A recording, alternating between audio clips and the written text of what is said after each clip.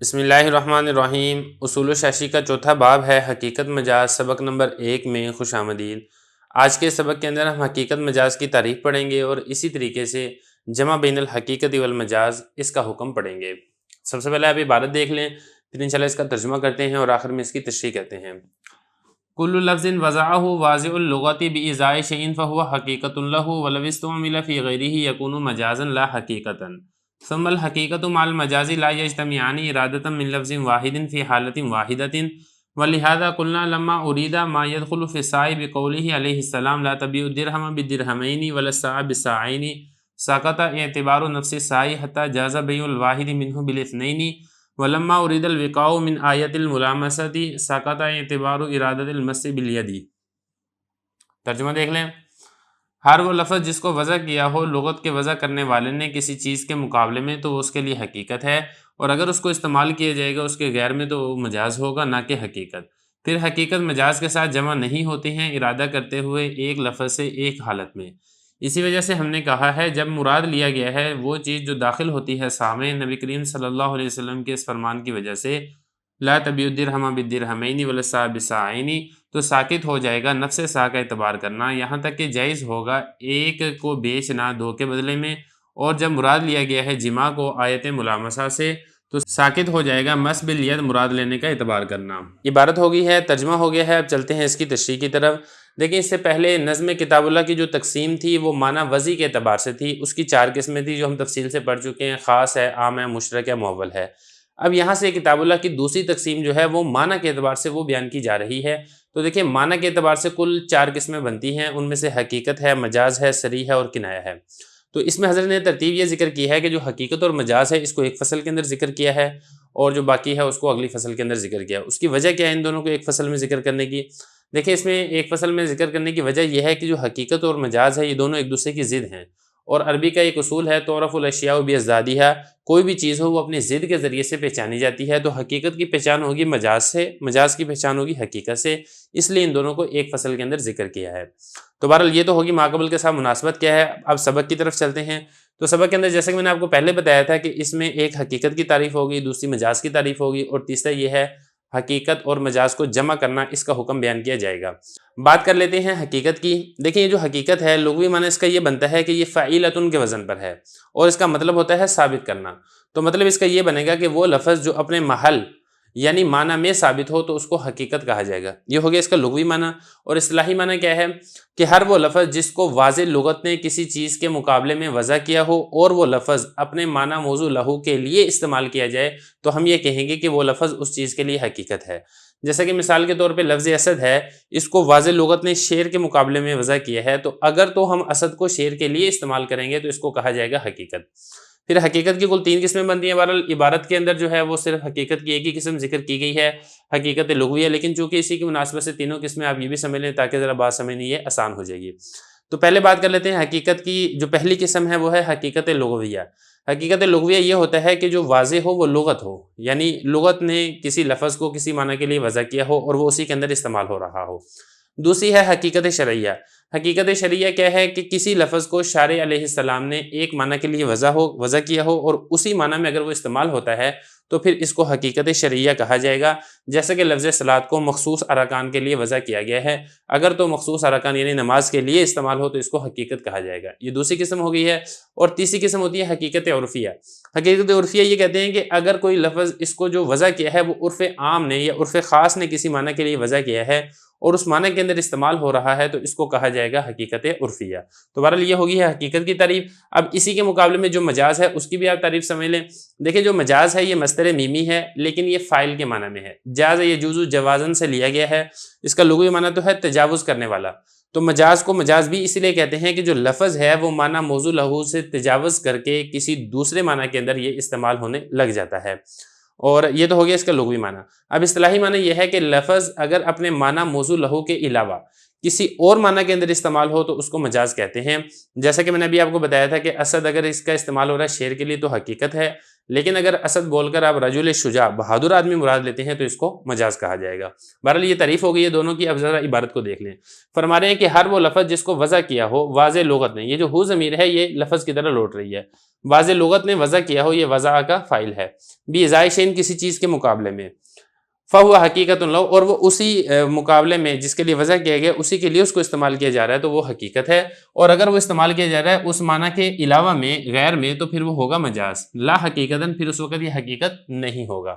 تو بہرحال یہ حقیقت کا بھی ہو گیا اور مجاز کا بھی. یہاں پر آپ غور کریں گے کہ یہاں پر جو ہے حقیقت لغویہ کی بات کی جا رہی ہے کیونکہ یہاں پہ واضح لغت کا لفظ ذکر کیا جا رہا ہے. اب اس کے بعد جو آگے ہے وہ حضرت مصنف رحمہ اللہ تعالیٰ جمع بین الحقیقت والمجاز کو ذکر کر رہے ہیں.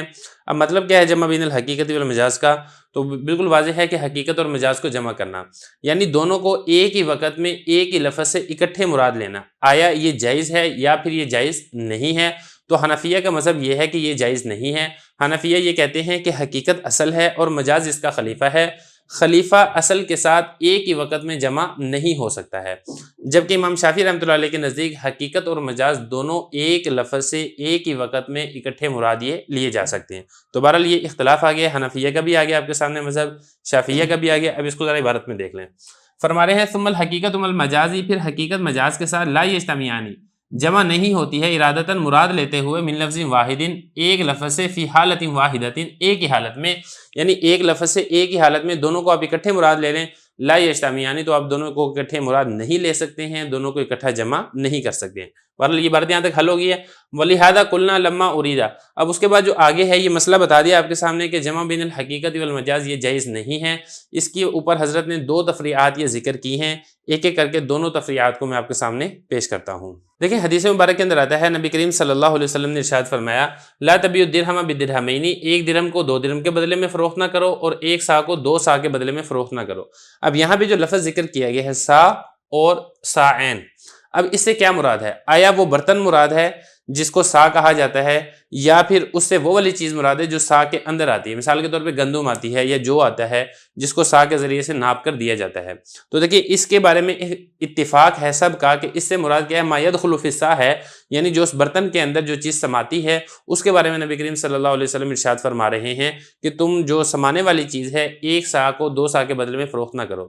تو اس سے جب پتہ چل گیا کہ اس سے مراد ظرف نہیں ہے بلکہ مظروف ہے، تو جب مظروف یہ مراد لے لیا گیا ہے تو اب ظرف مراد لینا یہ جائز نہیں ہوگا. اور اگر کوئی ایک سا کو یعنی وہ جو برتن ہے اس کو دو برتنوں کے بدلے میں فروخت کرتا ہے تو یہ اس کے لیے جائز ہوگا، اس لیے کہ دونوں اکٹھے مراد نہیں ہو سکتے ہیں. اگر آپ دونوں کو اکٹھے مراد لیں گے تو یہ جمع بین الحقیقت والمجاز ہوگا جو کہ جائز نہیں ہے. دیکھیں ذرا اس کو. فرما رہے ہیں اسی وجہ سے ہم نے کہا جب مراد لے لیا گیا ہے وہ چیز جو داخل ہوتی ہے سامنے، نبی کریم صلی اللہ علیہ وسلم کے اس قول کے مطابق تم درہم کو درہمین کے بدلے میں نہ بیچو، سا کو ساعین کے بدلے میں نہ بیچو، تو مراد کیا لیا گیا؟ ما یدخل فی السا، سا کے اندر جو چیز داخل ہوتی ہے وہ چیز مراد لی گئی ہے. تو ساکتا ساکت ہو گیا ہے، نفس سا کا اعتبار کرنا، یہاں تک کہ جائز ہوگی ایک کو بیچنا دو کے بدلے میں. وہ ایک پیالہ ہے، ایک برتن ہے، وہ ایک سا ہے، اس کو آپ دو سا کے بدلے میں بیچ سکتے ہیں، البتہ جو اس کے اندر والی چیز ہے جو مظروف ہے آپ اس کو فروخت نہیں کر سکتے ہیں. یہ تو ہو گیا ایک مسئلہ. اب اس کے بعد آپ آگے دیکھیں ولما ارید الوقاء من آیت الملامسۃ. دیکھیں یہاں سے مصنف رحمہ اللہ تعالیٰ امام اعظم ابو حنیفہ رحمہ اللہ تعالیٰ کی تائید میں قرآن مجید سے دوسری مثال یہ پیش فرما رہے ہیں.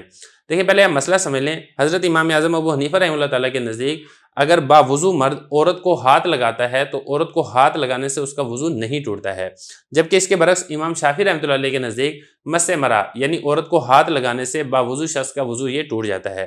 امام شافعی رحمۃ اللہ علیہ استدلال کرتے ہیں قرآن مجید کی اس آیت سے او لامستم النساء فلم تجدوا ماء فتیمموا صعیدا طیبا، اور یہاں پر جو ہے نا او لامستم النساء مطلب جب تم عورتوں کو چھو، تو یہاں سے وہ امام شافعی رحمۃ اللہ علیہ فرماتے ہیں کہ اس کا مطلب یہ ہے کہ اگر تم نے مس مرا کیا، عورت کو اگر تم نے چھوا اور تمہیں پانی نہ ملے تو تم تیمم کرو، تو پتہ چلے گا عورت کو چھونے سے انسان کا وضو ٹوٹ جاتا ہے. جبکہ امام اعظم ابو حنیفہ رحمۃ اللہ تعالیٰ فرماتے ہیں کہ دیکھیں جو مس ہے اس مس کے دو معنی آتے ہیں. ایک تو اس کا مس کا معنی حقیقی ہے، معنی حقیقی کیا ہے؟ مس بالید، اور دوسرے اس کا معنی مجازی ہے، اور معنی مجازی ہے جماع.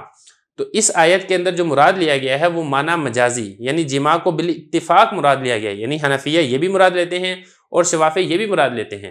حنفیہ کے نزدیک اگر کوئی شخص جمع کرتا ہے عورت سے تو اس کا وضو ٹوٹ جائے گا، وضو تو کیا ٹوٹے گا، اس کا غسل بھی ٹوٹ جائے گا، جبکہ شافعیہ بھی یہی کہتے ہیں کہ اگر کوئی شخص جمع کرتا ہے تو بھی اس کا وضو ٹوٹ جائے گا۔ تو خلاصہ کلام یہ ہے کہ جو جمع جو اس کا معنی مجازی ہے یہ بالاتفاق مراد ہے۔ تو حنفیہ استدلال یہ کرتے ہیں کہ دیکھیں جب معنی مجازی آپ نے بالاتفاق مراد لے لیا ہے تو پھر معنی حقیقی یعنی مس بالید اس کو آپ مراد نہیں لے سکتے ہیں، کیونکہ اگر آپ مس بالید بھی مراد لیتے ہیں اور معنی مجازی جمع بھی مراد لیتے ہیں تو آپ تو دونوں کو جمع کر رہے ہیں، جمع بین الحقیقت والمجاز کر رہے ہیں، جو کہ جائز نہیں ہے۔ دیکھیں ذرا یہ فرما رہے ہیں کہ جب مراد لے لیا گیا وقا کا مطلب جیسے کہ میں آپ کو بتا چکا ہوں جمع کو کہتے ہیں آیت ملامسہ لمس والی آیت، وہ کون سی آیت ہے وہ میں نے آیت آپ کے سامنے تلاوت کر دی ہے جس کے اندر لامستم کا لفظ آ رہا ہے او لامستم النساء، تو ساکت ہو جائے گا مس بالید مراد لینے کا اعتبار کرنا۔ تو بہرحال یہ مسئلہ ہے جمع بین الحقیقت والمجاز کے عدم جواز کے اوپر دو تفریعات یہاں پر ذکر کی گئی ہیں۔ بسم اللہ الرحمن الرحیم، اصول شاشی کا چوتھا باب ہے حقیقت مجاز، سبق نمبر 2 میں خوش آمدید۔ آج کے سبق کے اندر ہم جمع بین الحقیقت والمجاز کے ناجائز ہونے پر 4 تفریعات پڑھیں گے۔ عبارت دیکھ لیں۔ قال محمد رحمہ اللہ تعالی اذا اوصى لموالیہ وله موال اعتقهم ولموالیہ موال اعتقوهم كانت الوصیۃ لموالیہ دون موالی موالیہ۔ وفي السير الكبير لو استأمن أهل الحرب على آبائهم لا تدخل الأجداد في الأمان ولو استأمنوا على أمهاتهم لا يثبت الأمان في حق الجدات وعلى هذا قلنا إذا أوصى لأبكار بني فلان لا تدخل المصابة بالفجور في حكم الوصية ولو أوصى لبني فلان وله بنون وبنو بنيه كانت الوصية لبنيه دون بني بنيه۔ ترجمہ دیکھ لیں۔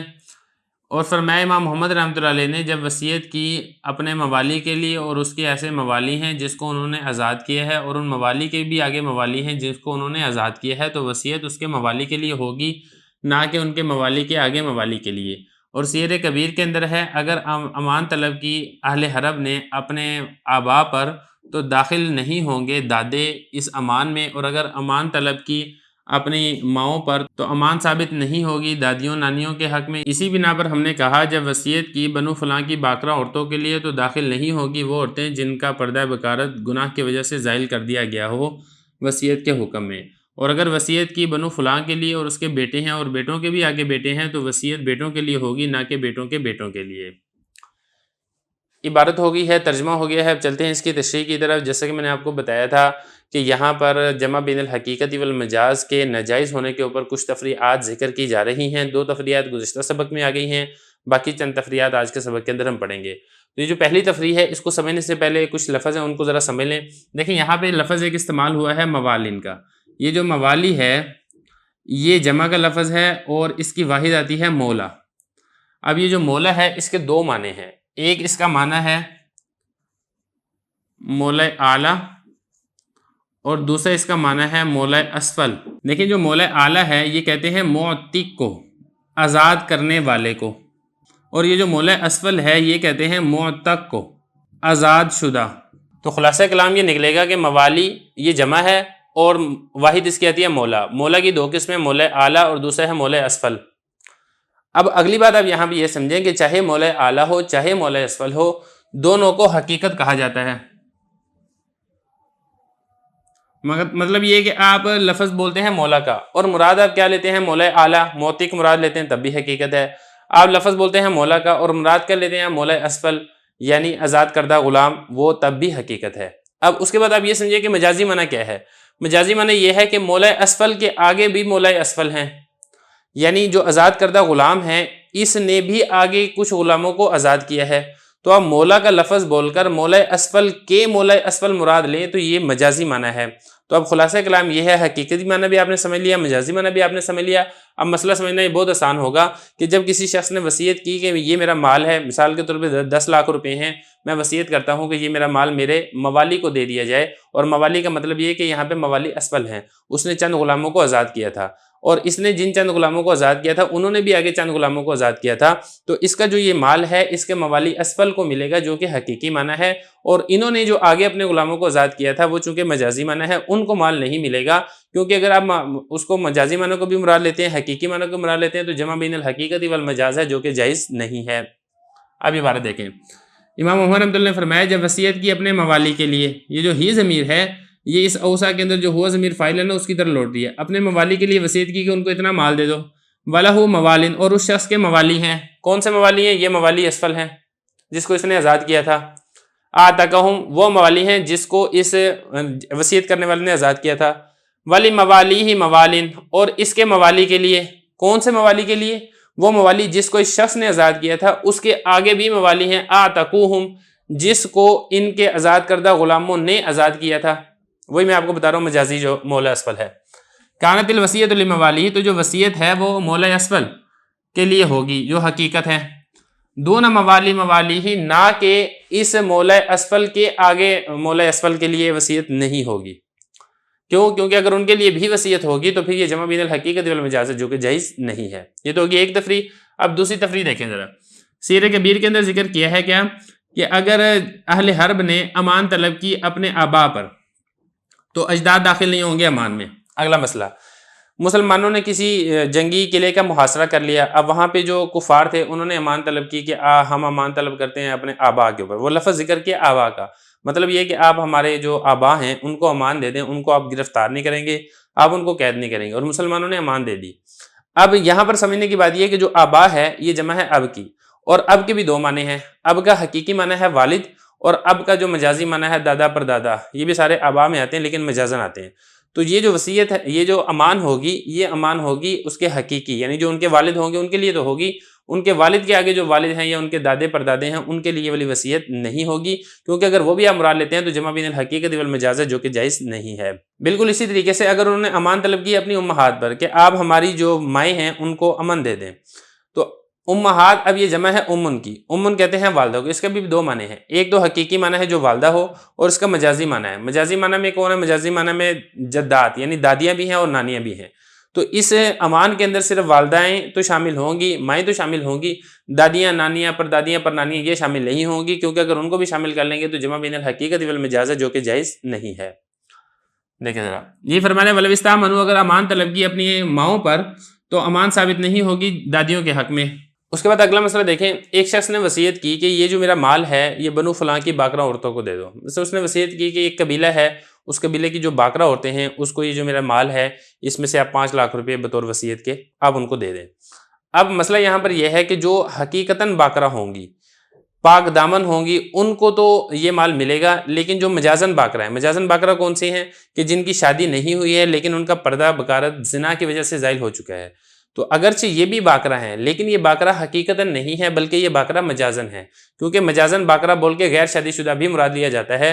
तो वो औरत जिसने जिना की वजह से अपना पर्दा ज़ाइल कर लिया है, पर्दा बकारत, वो औरत बाकरा है लेकिन मजाजन बाकरा, हकीकतन बाकरा नहीं है। तो दोनों को माल नहीं मिलेगा, माल बल्कि उसी को मिलेगा जो हकीकतन बाकरा हो, यानी उसकी शादी ना हुई हो और इसी तरीके से उसने जिना वगैरह भी ना किया हो।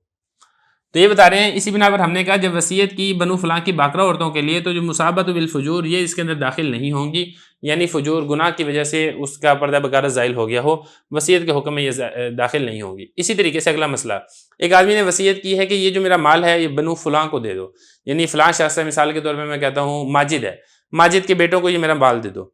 अब माजिद के बेटे भी हैं और माजिद के बेटों के भी आगे बेटे हैं। तो देखिए जो माजिद के बेटे हैं वो तो है हकीकी माना, और बेटों के बेटे यानी पोते हैं, पड़पोते हैं, ये जो है ये मजाजी माना है। तो जो माल मिलेगा वो सिर्फ माजिद के बेटों को मिलेगा, माजिद के पोतों वगैरह को नहीं मिलेगा। क्यों? क्योंकि अगर उनको भी आप देंगे तो जमा बिन हकीकत वल मजाज है जो कि जायज़ नहीं है।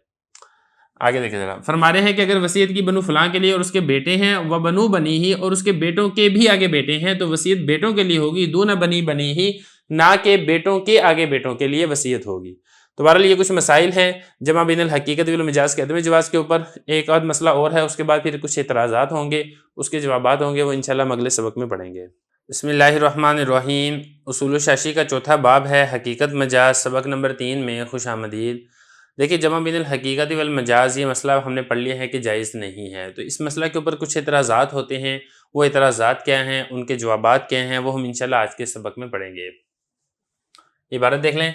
क़ाल अस्हाबुना रहिमहुल्लाहु तआला लौ हलफ़ ला यनकिहु फुलानतन वही अजनबिय्यतुन कान ज़ालिका ललक़दी हत्ता लौ ज़ना बिहा ला यहनसु वलइन क़ाल इज़ा हलफ़ ला यज़उ क़दमहु फ़ी दारि फुलानिन यहनसु लौ दख़लहा हाफ़ियन औ मुतनाइलन औ राकिबन वकज़ालिका लौ हलफ़ ला यस्कुनु दारा फुलानिन यहनसु लौ कानतिद दारु मिल्कन लि फुलानिन औ कानत बिउजरतिन औ आरियतिन वज़ालिका जमुअ बैनल हकीकति वल मजाज़ी।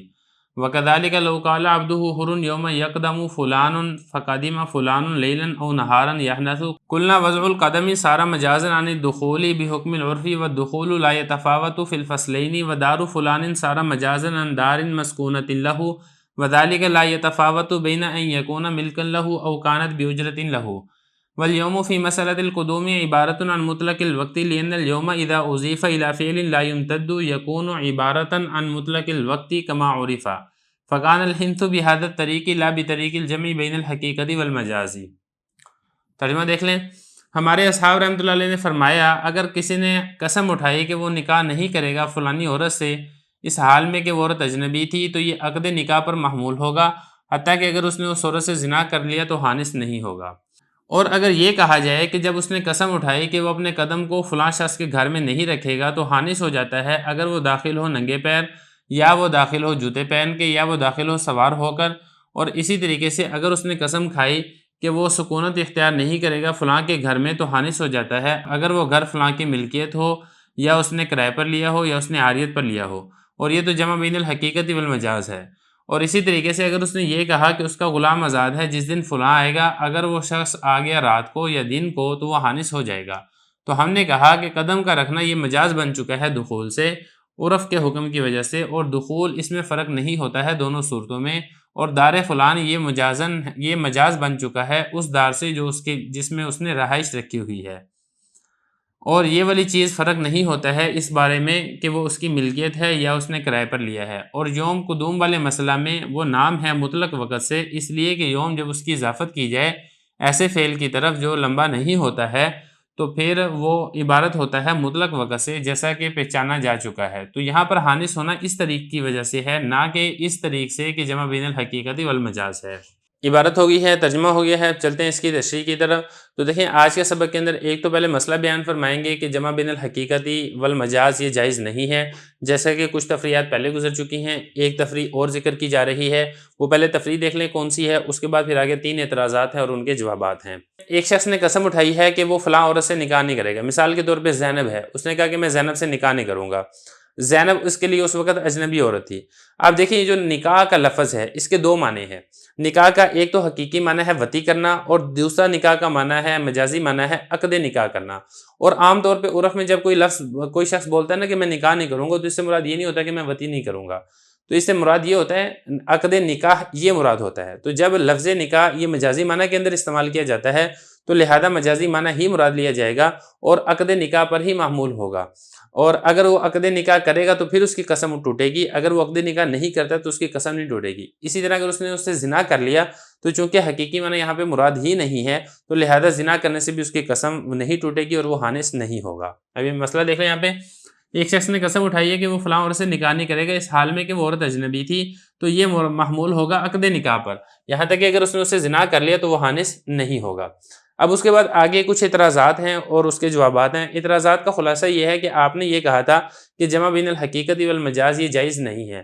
ہم آپ کو کچھ مثالیں دیتے ہیں، حنفیہ اس میں جمع بین الحقیقت والمجاز کرتے ہیں، تو اس کے بعد کل 3 مثالیں ذکر ہوں گی جس میں جمع بین الحقیقت والمجاز یہ کون کہہ رہا ہے، یہ معترض کہہ رہا ہے، جبکہ پھر حنفیہ اس کا جواب دیں گے کہ دیکھیں یہاں پہ جمع بین الحقیقت والمجاز نہیں ہے، آپ کو سمجھنے کے اندر تھوڑی سی غلطی لگی ہے۔ دیکھیں پہلا اعتراض یہ ہوتا ہے کہ حنفیہ یہ کہتے ہیں کہ اگر کسی شخص نے یہ قسم اٹھائی کہ وہ فلاں شخص کے گھر میں پاؤں نہیں رکھے گا، تو اب یہاں پہ اگر اس نے ننگے پاؤں اس کے گھر میں رکھ دیے تب بھی وہ حانث ہو جائے گا، اگر وہ جوتے پہن کے چلا گیا تب بھی وہ حانث ہو جائے گا، اور اگر وہ سوار ہو کے اس کے گھر میں چلا گیا تب بھی وہ حانث ہو جائے گا۔ تو اعتراض کرنے والا اعتراض یہ کرتا ہے کہ دیکھیں جب اس نے قسم یہ کھائی تھی کہ فلاں کے گھر میں پاؤں نہیں رکھوں گا تو اس کے 2 معنی ہیں۔ اس کا حقیقی معنی تو یہ ہے کہ ننگا پاؤں نہیں رکھوں گا، اور اس کا مجازی معنی یہ ہے کہ سوار ہو کر یہ جوتے پہن کر نہیں جاؤں گا۔ آپ یہاں پہ دونوں معنی مراد لے رہے ہیں، آپ کہہ رہے ہیں ننگے پاؤں جائے گا حقیقی معنی تب بھی حانث ہے، آپ کہہ رہے ہیں کہ جوتے پہن کے جائے گا سوار ہو کر جائے گا تو تب بھی حانث ہوگا، جو کہ اس کا مجازی معنی ہے۔ یہ اعتراض اول ہے۔ اب اعتراض دوم کی طرف چلتے ہیں، لیکن پہلے اعتراض اول کی آپ عبارت دیکھ لیں۔ وَلَئِنْ قَالَ، اور اگر کہنے والا یہ کہے جب کسی نے قسم اٹھائی کہ وہ قدم کو نہیں رکھے گا فلاں آدمی کے گھر میں تو حانث ہو جائے گا اگر وہ داخل ہوا ننگے پاؤں یا وہ داخل ہوا جوتے پہن کے یا وہ داخل ہوا سوار ہو کر۔ تو یہاں تک تو ہے اعتراض کی عبارت۔ اس کے بعد آگے دوسرا اعتراض یہاں سے شروع ہو رہا ہے، وَكَذَلِكَ سے دوسرا اعتراض شروع ہوگا یہاں تک، اور یہ جو وَكَذَلِكَ ہے یہاں سے تیسرا اعتراض شروع ہوگا یہاں تک۔ تو 3 اعتراض پہلے حضرت نے ذکر کیے ہیں، پھر تینوں اعتراضوں کے ایک ایک کر کے حضرت نے جواب یہاں پر ذکر کیے ہیں۔ تو اب چلتے ہیں دوسرے اعتراض کی طرف۔ دیکھیں جو دوسرا اعتراض ہے اس کا خلاصہ یہ ہے کہ اگر کسی آدمی نے قسم اٹھائی کہ میں فلاں آدمی کے گھر میں نہیں رہوں گا، اب یہاں پہ بھی حنفیہ حقیقت اور مجاز کو جمع کرتے ہیں۔ حقیقت اور مجاز کو کیسے جمع کرتے ہیں؟ تو دیکھیں گھر کا جو حقیقی معنی تو وہ ہے جو اس آدمی کی ملکیت میں ہو۔ حنفیہ یہ کہتے ہیں کہ اگر یہ شخص اس کے ملکیتی گھر کے اندر رہ لیا اس نے تو یہ حانث ہو جائے گا، اور مجازی معنی یہ ہے کہ یہ شخص اس آدمی کے اس گھر کے اندر رہائش اختیار کرے جو اس نے کرائے پر لیا ہے یا اس نے عاریت پر لیا ہے، تب بھی یہ حانث ہو جائے گا۔ لیکن جو گھر ہے اس کا اطلاق کرائے والے گھر پہ یا عاریتی گھر پر یہ مجازی معنی ہے۔ تو حنفیہ حقیقت اور مجاز دونوں کو جمع کرتے ہوئے کہتے ہیں کہ اگر ملکیتی گھر کے اندر رہائش رکھے گا تب بھی حانث ہو جائے گا، اگر کرائے والے گھر پہ رہائش رکھے گا تب بھی حانث ہو جائے گا، اگر عاریت والے گھر میں رہائش رکھے گا تب بھی حانث ہو جائے گا۔ یہ دوسرا اعتراض ہے حنفیہ کے اوپر جمع بین الحقیقتی والمجاز پر۔ ذرا عبارت دیکھیں، اور اسی طریقے سے اگر قسم اٹھائی لا یسکن دار فلان کہ وہ فلاں آدمی کے گھر میں رہائش نہیں رکھے گا، حانث ہو جائے گا اگر وہ گھر اس کی ملکیت ہے اور اگر وہ گھر اس نے اجرت پر لیا ہے یا وہ گھر اس نے عاریت پر لیا ہے۔ وذالک جمع بین الحقیقت والمجازی، یہ تو جمع بین الحقیقت والمجاز ہے۔ یہ دوسرا اعتراض ہو گیا۔ دیکھیں تیسرے اعتراض کا خلاصہ یہ ہے کہ اگر کسی آدمی نے یہ کہا کہ جس دن فلاں آدمی آیا اس دن میرا غلام آزاد ہے، مثال کے طور پہ وہ کہتا ہے کہ جس دن زید آیا اس دن میرا غلام آزاد ہے۔ اب زید اگر دن میں آتا ہے تب بھی غلام آزاد ہو جائے گا، رات میں آتا ہے تب بھی غلام آزاد ہو جائے گا، حنفیہ یہ کہتے ہیں۔ اب معترض یہاں پر یہ کہتے ہیں کہ دیکھیں یوم جس کو دن کہا جاتا ہے اس کا حقیقی معنی ہے تو دن، تو اگر وہ دن میں آتا ہے تو آپ کہتے ہیں غلام آزاد ہو جائے گا، مطلب یہ کہ آپ حقیقی معنی مراد لے رہے ہیں۔ اور یوم اس کا مجازی معنی ہے رات، اگر وہ رات میں آتا ہے تو آپ کہتے ہیں تب بھی حانث ہو جائے گا، تو مطلب یہ ہے کہ آپ یہاں پہ مجازی معنی بھی مراد لے رہے ہیں، حقیقی معنی بھی اور مجازی معنی بھی، تو یہ تو جمع بین الحقیقتی والمجاز ہے۔ دیکھیں ذرا وکذالک، اسی طریقے سے اگر اس نے یہ کہا عبدہ حر، اس کا غلام آزاد، مطلب وہ کہتا ہے کہ میرا غلام آزاد، یہ چونکہ اس کی بات نقل کر رہے ہیں اس لیے یہاں پہ حر ضمیر لے کر آئے ہیں۔ اگر اس نے یہ کہا کہ میرا غلام آزاد ہے جس دن فلاں آدمی آیا، اب وہ فلاں آدمی رات میں ہے یا دن میں یحنث، تو یہ حانث ہو جائے گا، مطلب یہ کہ اس کا غلام آزاد ہو جائے گا۔ قلنا وضع القدم، یہاں سے اب ایک ایک کر کے تینوں اعتراضات کا جواب دے رہے ہیں۔ سب سے پہلے میں خلاصتاً پہلے اعتراض کو دہراتا ہوں۔ معترض نے یہ کہا تھا کہ اس نے کہا کہ میں فلاں آدمی کے گھر پاؤں نہیں رکھوں گا، تو ننگے پاؤں داخل ہونا یہ ہے حقیقت، اور جوتا پہن کر داخل ہونا یا سوار ہو کر داخل ہونا یہ مجاز ہے۔ جواب یہاں بھی اس طریقے سے دیا جا رہا ہے کہ دیکھیں ایسی بات نہیں ہے، جو مجازی معنی ہے وہ مطلق دخول ہے عرف کی وجہ سے، کیونکہ عرف میں اگر کہا جاتا ہے نا کہ میں فلاں آدمی کے گھر میں نہیں جاؤں گا تو اس میں تمام ہی صورتیں آ جاتی ہیں، چاہے وہ ننگے پاؤں جائے، چاہے وہ سوار ہو کر جائے، چاہے وہ جوتا پہن کر جائے۔ تو دیکھیں حقیقی معنی تو یہی ہے کہ ننگے پاؤں اس کے گھر کے اندر قدم رکھنا، لیکن مجازی معنی یہاں پر یہ ہے مطلق دخول، اور یہ جو مطلق دخول ہے اس کے اندر تینوں صورتیں ہی داخل ہیں، چاہے وہ ننگے پاؤں داخل ہوگا، چاہے وہ جوتا پہن کے داخل ہوگا، چاہے وہ سوار ہو کے داخل ہوگا۔ تو ہم نے یہاں پہ حقیقی معنی مراد نہیں لیا ہے بلکہ یہاں پر ہم نے مجازی معنی مراد لیا ہے، اور جو ننگے پاؤں داخل ہونے والا حقیقی معنی ہے اس وجہ سے وہ حانث نہیں ہو رہا کہ ہم نے یہاں پہ حقیقی معنی مراد لیا ہے، بلکہ ننگے پاؤں داخل ہونے کی صورت میں جو وہ حانث ہو رہا ہے وہ اس وجہ سے داخل ہو رہا ہے کہ جو ہم نے مجازی معنی مطلق دخول لیا تھا اس دخول کے اندر ننگے پاؤں داخل ہونا بھی شامل ہے۔ ذرا عبارت دیکھیں، فرما رہے ہیں کلنا، ہم نے کہا کہ پاؤں کا رکھنا یہ مجاز ہے داخل ہونے سے۔ اس نے کہا نا کہ میں فلاں آدمی کے گھر پاؤں نہیں رکھوں گا، تو اس کا مجازی معنی دخول ہے بحکم العرفی، عرف کے حکم کی وجہ سے، کیونکہ عرفاً یہی سمجھا جاتا ہے کہ فلانے کے گھر میں داخل ہونا۔ والدخول لا يتفاوت في الفصلين، اور جو داخل ہونا ہے اس میں کوئی فرق نہیں ہے دونوں صورتوں میں، چاہے وہ ننگے پاؤں داخل ہوتا ہے، چاہے وہ سوار ہو کے یا جوتا پہن کے داخل ہوتا ہے، دونوں صورتوں میں کسی قسم کا کوئی فرق نہیں ہے۔ تو لہذا یہاں پر ہم نے جمع بین الحقیقت والمجاز نہیں کیا ہے بلکہ یہاں پر ہم نے مجازی معنی ہی مراد لیا ہے۔ اب دوسرے اعتراض کا جواب دیکھیں، جو دوسرا اعتراض ہے میں اس کا خلاصہ دوبارہ دہرا دیتا ہوں۔ دوسرے اعتراض کا خلاصہ یہ تھا کہ میں فلاں آدمی کے گھر میں نہیں جاؤں گا، اگر حقیقی معنی معترض نے کہا تھا وہ اس کی ملکیتی گھر ہے اور مجازی معنی اس کا عاریتاً یا کرائے والا گھر ہے، اور آپ دونوں کو جمع کرتے ہیں، تو دیکھیں جواب یہاں پر یہ دیا گیا ہے کہ حقیقی معنی تو ہے اس کا ملکیتی گھر، لیکن جو مجازی معنی ہے وہ ہے اس کا دار مسکونہ، یعنی وہ گھر جس کے اندر اس نے رہائش رکھی ہوئی ہے، یہ اس کا مجازی معنی ہے۔ اور دار مسکونہ وہ حقیقی بھی ہو سکتا ہے، دار مسکونہ وہ کرائے والا بھی ہو سکتا ہے، دار مسکونہ وہ عاریتاً والا گھر بھی ہو سکتا ہے۔ تو ہم نے دار مسکونہ یہ مجازی معنی مراد لے کے جب وہ اس کے گھر کے اندر داخل ہوگا تو وہ حانث ہو جائے گا۔ تو یہاں پر جو مجازی معنی ہے دار مسکونہ یہ حقیقی گھر کے اندر بھی پایا جا رہا ہے، کرائے والے گھر میں بھی پایا جا رہا ہے، اور اسی طریقے سے عاریت والے گھر میں بھی پایا جا رہا ہے۔ تو یہاں پر حقیقی گھر میں داخل ہونے کی وجہ سے جو حانث ہو رہا ہے، حقیقی معنی پر عمل کرنے کی وجہ سے حانث نہیں ہو رہا ہے، بلکہ یہاں پر جو حانث ہو رہا ہے اس کی وجہ دار مسکونہ ہے جس کا ایک فرد حقیقی گھر بھی ہے۔ تو لہذا یہاں پہ جمع بین الحقیقت والمجاز نہیں ہے بلکہ یہاں پر ہم نے مجازی معنی ہی مراد لیا ہے۔ ودار فلان، اور جو اس نے کہا نا فلاں آدمی کا گھر، یہ دیکھیں یہ مجازی معنی ہے دار مسکونہ سے، وہ گھر جس کے اندر اس نے رہائش رکھی ہوئی ہے، اور اس میں کوئی فرق نہیں ہے بئی طور کہ وہ گھر اس کی ملکیتی ہو یا وہ گھر اس نے کرائے پر لیا ہو یا پھر وہ گھر اس نے عاریت پر لیا ہو۔ والیوم فی مسألۃ القدوم۔ اب چلتے ہیں تیسرے مسئلے کی طرف۔ دیکھیں جو تیسرا اعتراض تھا وہ یہ تھا جب اس نے یہ کہا کہ میرا غلام آزاد ہے جس دن فلاں آیا، معترض نے کہا تھا کہ دن مراد لینا یہ حقیقت ہے، رات مراد لینا یہ مجاز ہے، آپ نے دونوں کو جمع کر دیا۔ تو دیکھیں اس کا جواب یہ دیا جا رہا ہے ایسی بات نہیں ہے کہ ہم نے دن کو بھی مراد لیا حقیقت کے طور پہ، رات کو بھی مراد لیا مجاز کے طور پہ، بلکہ بات یہاں پر یہ ہے کہ ہم نے مطلق وقت مراد لیا ہے، اور مطلق وقت میں دن بھی شامل ہے اور رات بھی شامل ہے۔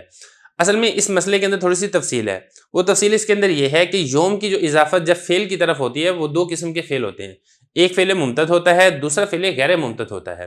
اب فعل ممتد اور غیر ممتد یہ کیا ہوتا ہے اس کو ذرا سمجھ لیں۔ دیکھیں ممتد یہ امتداد سے ہے، امتداد کا مطلب ہوتا ہے لمبا ہونا۔ جو کام ہے وہ دو قسم کے ہوتے ہیں، ایک کام وہ ہوتے ہیں جو لمبے ہوتے ہیں، مثال کے طور پہ بیٹھنا بھی یہ کام ہے، اب ایک آدمی بیٹھا ہے وہ 2 گھنٹے بیٹھا ہوا ہے، 4 گھنٹے بیٹھا ہوا ہے، یہ ایک آدمی کھڑا ہے، کھڑا ہونا یہ کام ہے، وہ 4 گھنٹے کھڑا ہے، ایک آدمی سو رہا ہے، سونا بھی ایک کام ہے، وہ بڑی دیر تک سو رہا ہے، یہ ہے فعل ممتد۔ دوسرا ہے فعل غیر ممتد جو انن فنن ختم ہو جاتے ہیں، وہ لمبے نہیں ہو سکتے، مثال کے طور پہ آنا، آیا وہ ایک شخص، اب وہ آیا ایک لمحے میں آ گیا، یا ہم کہیں کہ وہ گیا، وہ بھی تھا وہ بھی چلا گیا۔ اب اس میں لمبا نہیں ہے کہ وہ 50 منٹ تک وہ آتا ہی جا رہا ہے کمرے کے اندر، یا 50 منٹ تک 1 گھنٹے تک وہ باہر ہی جاتا جا رہا ہے، ایسا نہیں ہے۔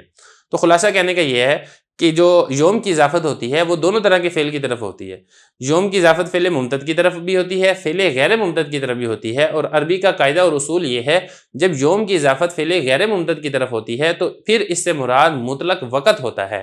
اب آپ اس مثال میں اگر آپ غور کریں گے تو جس دن فلاں شخص آیا، اب قدوم یہ ایسا فعل ہے جو فعل غیر ممتد ہے، تو جب یہاں پہ یوم کی اضافت فعل غیر ممتد کی طرف ہو رہی ہے تو یہاں سے مطلق وقت مراد ہوگا۔ ایسا نہیں ہے کہ ہم نے دن کو شمار کیا ہے حقیقت کے طور پہ، رات کو شمار کیا ہے مجاز کے طور پہ، بلکہ چونکہ دن اور رات دونوں مطلق وقت کے اندر داخل اور شامل ہیں، اسی وجہ سے وہ دن میں آئے گا تب بھی حانس ہو جائے گا، رات میں آئے گا تب بھی وہ حانس ہو جائے گا۔ تو یہ جمع بین الحقیقت والمجاز نہیں ہے جو کہ سائل کی غلط فہمی ہے۔ والیوم فی مسألۃ القدوم، فرمانے ہیں کہ جو یوم کا لفظ ہے آنے والے مسئلہ میں یہ نام ہے مطلق وقت سے، اس لیے کہ یوم جب اس کی اضافت کی جائے الی فعل لا یمتد، دو فعل غیر ممتد کی طرح، ایسے فعل کی طرح جو لمبا نہیں ہوتا ہے، یکون و عبارتن، تو پھر یہ نام ہوتا ہے مطلق وقت سے، مطلب یہ کہ اس وقت پھر مطلق وقت ہی مراد ہوتا ہے، کما عرفہ، جیسے کہ یہ والی بات بالکل معروف ہے۔ تو یہاں پر جو حانس ہونا ہے وہ اس طریق کی وجہ سے ہے کہ یہ چونکہ یہاں پہ مطلق وقت مراد ہے، اور مطلق وقت میں دن بھی شامل ہے رات بھی شامل ہے، دونوں صورتوں میں یہ حانس ہو جائے گا، اس وجہ سے حانس ہو رہا ہے، اس وجہ سے حانس نہیں ہو رہا کہ یہاں پہ حقیقت اور مجاز کو جمع کیا جا رہا ہے۔ بسم اللہ الرحمن الرحیم۔ اصول الشاشی کا چوتھا باب ہے حقیقت مجاز، سبق نمبر 4 میں خوش آمدید۔ آج کے سبق کے اندر ہم حقیقت متعذرہ اور حقیقت محجورہ کے بارے میں پڑھیں گے۔ عبارت دیکھ لیں۔ ثم الحقیقت انواع ثلاثۃ متعذرۃ ومحجورۃ ومستعملۃ وفی القسمین الاولین یصار الی المجاز بالاتفاق ونظیر المتعذرۃ اذا حلف لا یاکل من هذه الشجرۃ او من هذه القدر فإن أكل الشجرة والقدر متعذر فينصرف ذلك إلى ثمرة الشجرة وإلى ما يحل في القدر حتى لو أكل من عين الشجرة أو من عين القدر بنوع تكلف لا يحنث وعلى هذا قلنا إذا حلف لا يشرب من هذه البير ينصرف ذلك إلى الاغتراف حتى لو فرضنا أنه لو قرع بنوع تكلف لا يحنث بالاتفاق ونظير المحجورة لو حلف لا يضع قدمه في دار فلان فإن إرادة وضع القدم محجورة عادة۔ ترجمہ دیکھ لیں۔ پھر حقیقت کی 3 قسمیں ہیں، متعذرہ، محجورہ اور مستعملہ، اور پہلی 2 قسموں میں پھیرا جائے گا مجاز کی طرف بالاتفاق، اور متعذرہ کی نظیر جب اس نے قسم اٹھائی کہ وہ نہیں کھائے گا اس درخت سے یا اس ہانڈی سے، اس لیے کہ درخت کا کھانا اور ہانڈی کا کھانا یہ دشوار ہے، لہذا پھیرا جائے گا اس کو درخت کے پھل کی طرف اور اس چیز کی طرف جو کہ ہانڈی میں سماتی ہے، یہاں تک کہ اگر اس نے کھا لیا عین درخت کو یا عین ہانڈی کو تکلف کر کے تو حانس نہیں ہوگا۔ اسی بنا پر ہم نے کہا جب اس نے قسم اٹھائی کہ وہ نہیں پیے گا اس کنویں سے تو پھیرا جائے گا اس کو چلو بھر کے پینے کی طرف، حتیٰ کہ اگر ہم نے یہ فرض کر لیا کہ اس نے منہ لگا کر پیا ہے ایک تکلف کر کے تو حانس نہیں ہوگا بالاتفاق۔ اور محجورہ کی نظیر جب کہ اس نے قسم اٹھائی کہ وہ نہیں رکھے گا قدم کو فلاں آدمی کے گھر میں، اس لیے کہ قدم کے رکھنے کا مراد لینا یہ محجور ہے عادتاً۔ عبارت ہو گئی ہے، ترجمہ ہو گیا ہے، اب چلتے ہیں اس کی تشریح کی طرف۔ دیکھیں حقیقت کسے کہتے ہیں، مجاز کسے کہتے ہیں، یہ والا مسئلہ پہلے گزر چکا ہے۔ اس کے کچھ ہم نے تفریعات بھی پڑھ لی ہیں. پھر جمع بین الحقیقت والمجاز، اس کے عدم جواز، اس کے بارے میں بھی بحث گزر چکی ہے. پھر اس کے اوپر اعتراض ہوا تھا، وہ اعتراض اور اس کا جواب، یہ ساری تفصیل پہلے گزر چکی ہے. اب یہاں سے حضرت یہ بتا رہے ہیں کہ دیکھیں حقیقت کی کل 3 قسمیں ہیں. وہ 3 قسمیں کون سی ہیں؟ ان میں سے ایک ہے حقیقت متعذرہ، نمبر 2 حقیقت محجورہ، اور نمبر 3 ہے حقیقت مستعملہ. اب ان 3 قسموں میں سے جو پہلی 2 قسمیں ہیں، نمبر 1 حقیقت متعذرہ اور نمبر 2 حقیقت محجورہ. یہ متعذرہ اور محجورہ ہم انشاءاللہ آج کے سبق کے اندر پڑھیں گے اور اس کے اوپر کچھ تفریعات ہیں ہم وہ سمجھیں گے. اب سب سے پہلے بات کر لیتے ہیں حقیقت متعذرہ کی. دیکھیں حقیقت متعذرہ یہ وہ حقیقت ہوتی ہے کہ حقیقی معنی پر عمل کرنا دشوار ہو اور بغیر تکلف کے اور بغیر دشواری کے اور مشقت کے اس کے اوپر عمل نہ کیا جاتا ہو. اس قسم کی حقیقت کو حقیقت متعذرہ کہا جاتا ہے. اور نمبر 2 ہے حقیقت محجورہ. حقیقت محجورہ یہ کہتے ہیں کہ جس پر عمل کرنا دشوار تو نہ ہو، آسان ہو، لیکن لوگوں نے اس کے عمل کرنے کو چھوڑ دیا ہو، اسی لیے اس کو کہا جاتا ہے حقیقت محجورہ. مطلب یہ کہ چھوڑی ہوئی حقیقت. اور نمبر 3 پہ حقیقت مستعملہ. یہ وہ حقیقت ہوتی ہے جس پر عمل کرنا دشوار بھی نہیں ہوتا ہے، آسان ہوتا ہے اور لوگ اس پر عمل بھی کرتے ہوں. اس قسم کی حقیقت کو حقیقت مستعملہ کہا جاتا ہے. یہ تو ہوگی تینوں کی تعریفیں. اب آگے حضرت یہ بتا رہے ہیں کہ دیکھیں جو پہلی 2 قسمیں ہیں، نمبر 1 حقیقت متعذرہ اور نمبر 2 حقیقت محجورہ، ان 2 قسموں میں اس میں علماء کا اتفاق ہے. حنفیہ کا بھی اور دیگر جو مذاہب ہیں ان کا بھی اتفاق ہے کہ ان 2 قسموں میں حقیقی معنی مراد نہیں لیا جائے گا بلکہ مجازی معنی ہی مراد لیا جائے گا بالاتفاق. دیکھیں ذرا فرما رہے ہیں وفی القسمین الاولین، جو پہلی 2 قسمیں ہیں ان میں پھیرا جائے گا مجاز کی طرف بالاتفاق. اس میں کسی امام کا یا کسی عالم کا کوئی اختلاف نہیں ہے. اب آگے کچھ مثالیں دے رہے ہیں تاکہ بات سمجھنی آسان ہو جائے. حقیقت متعذرہ کی کچھ مثالیں آئیں گی، پھر اسی طریقے سے حقیقت محجورہ کی کچھ مثالیں آئیں گی. حقیقت متعذرہ کی مثال ایسے ہے کہ جیسے کہ ایک آدمی نے قسم اٹھائی کہ میں اس درخت سے نہیں کھاؤں گا، یا وہ کہتا ہے کہ میں اس ہنڈیا سے نہیں کھاؤں گا. اب یہ دیکھیں جو درخت ہے، اب درخت کو کھانا تو یہ ہے کہ آدمی درخت کو چبانا شروع کر دے، اس کا تنا چبانا شروع کر دے، اس کے پتے کھانا شروع کر دے. یہ تو ہے اس کا حقیقی معنی. اور مجازی معنی کیا ہے؟ اس درخت کے پھل. اور اسی طریقے سے ہانڈی، مثال کے طور پہ وہ مٹی کی ہانڈی ہے یا کوئی بھی ہانڈی ہے کسی اور برتن کی، اسٹیل کی ہانڈی ہے. اب اس کا حقیقی معنی تو یہ ہے کہ اس ہانڈیا کو کھانا، اس ہانڈی کو کھانا شروع کر دے. اور اس کا مجازی معنی کیا ہے کہ اس ہانڈی کے اندر جو سالن پکایا گیا ہے یا کوئی چیز جو پکائی گئی ہے، اس سے مراد وہ ہو کہ اس کو میں نہیں کھاؤں گا. تو اب یہاں پہ دیکھیں جو حقیقی معنی ہے وہ متعذر ہے، یعنی اس پر عمل کرنا دشوار ہے، بغیر تکلف کے اور بغیر مشقت برداشت کے اس کے اوپر عمل نہیں ہو سکتا ہے. مثال کے طور پہ درخت ہے، اب کوئی اگر درخت کو کھانا شروع کرے تو اس کو کتنی تکلیف ہوگی، کتنی مشقت برداشت کرنی پڑے گی.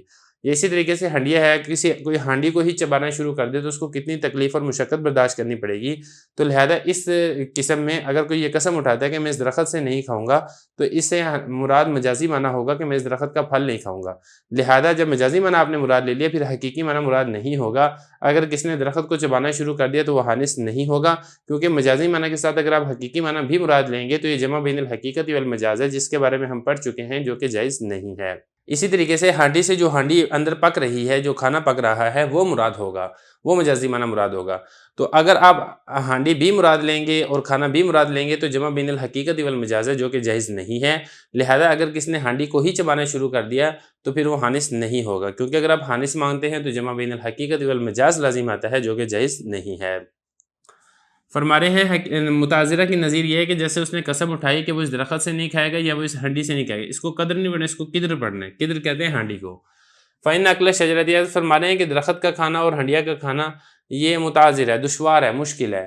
لہذا اس کو پھیرا جائے گا درخت کے پھل کی طرف، وَإِلَى مَا يَحُلُّ فِي الْقِدْرِ، اور اس چیز کی طرف جو کہ ہانڈی کے اندر سماتی ہے، یعنی جو کھانا وغیرہ ہے. حتیٰ لو أَكَلَ، یہاں تک کہ اگر اس نے کھا لیا عین درخت سے، درخت کو چبانا شروع کر دیا، یا اس نے ہنڈیا کو چبانا شروع کر دیا بدون تکلف، تکلف کر کے، تکلف کی ایک صورت اختیار کر کے، تو وہ حانث نہیں ہوگا. کیونکہ اگر آپ حانث مانگتے ہیں تو پھر آپ جمع بین الحقیقت والمجاز کے مرتکب ہو رہے ہیں، جو کہ حنفیہ کے نزدیک جائز نہیں ہے. اسی طریقے سے جو حقیقت متعذرہ ہے، اس کی دوسری مثال دے رہے ہیں. ایک آدمی کہتا ہے کہ میں اس کنویں سے پانی نہیں پیوں گا.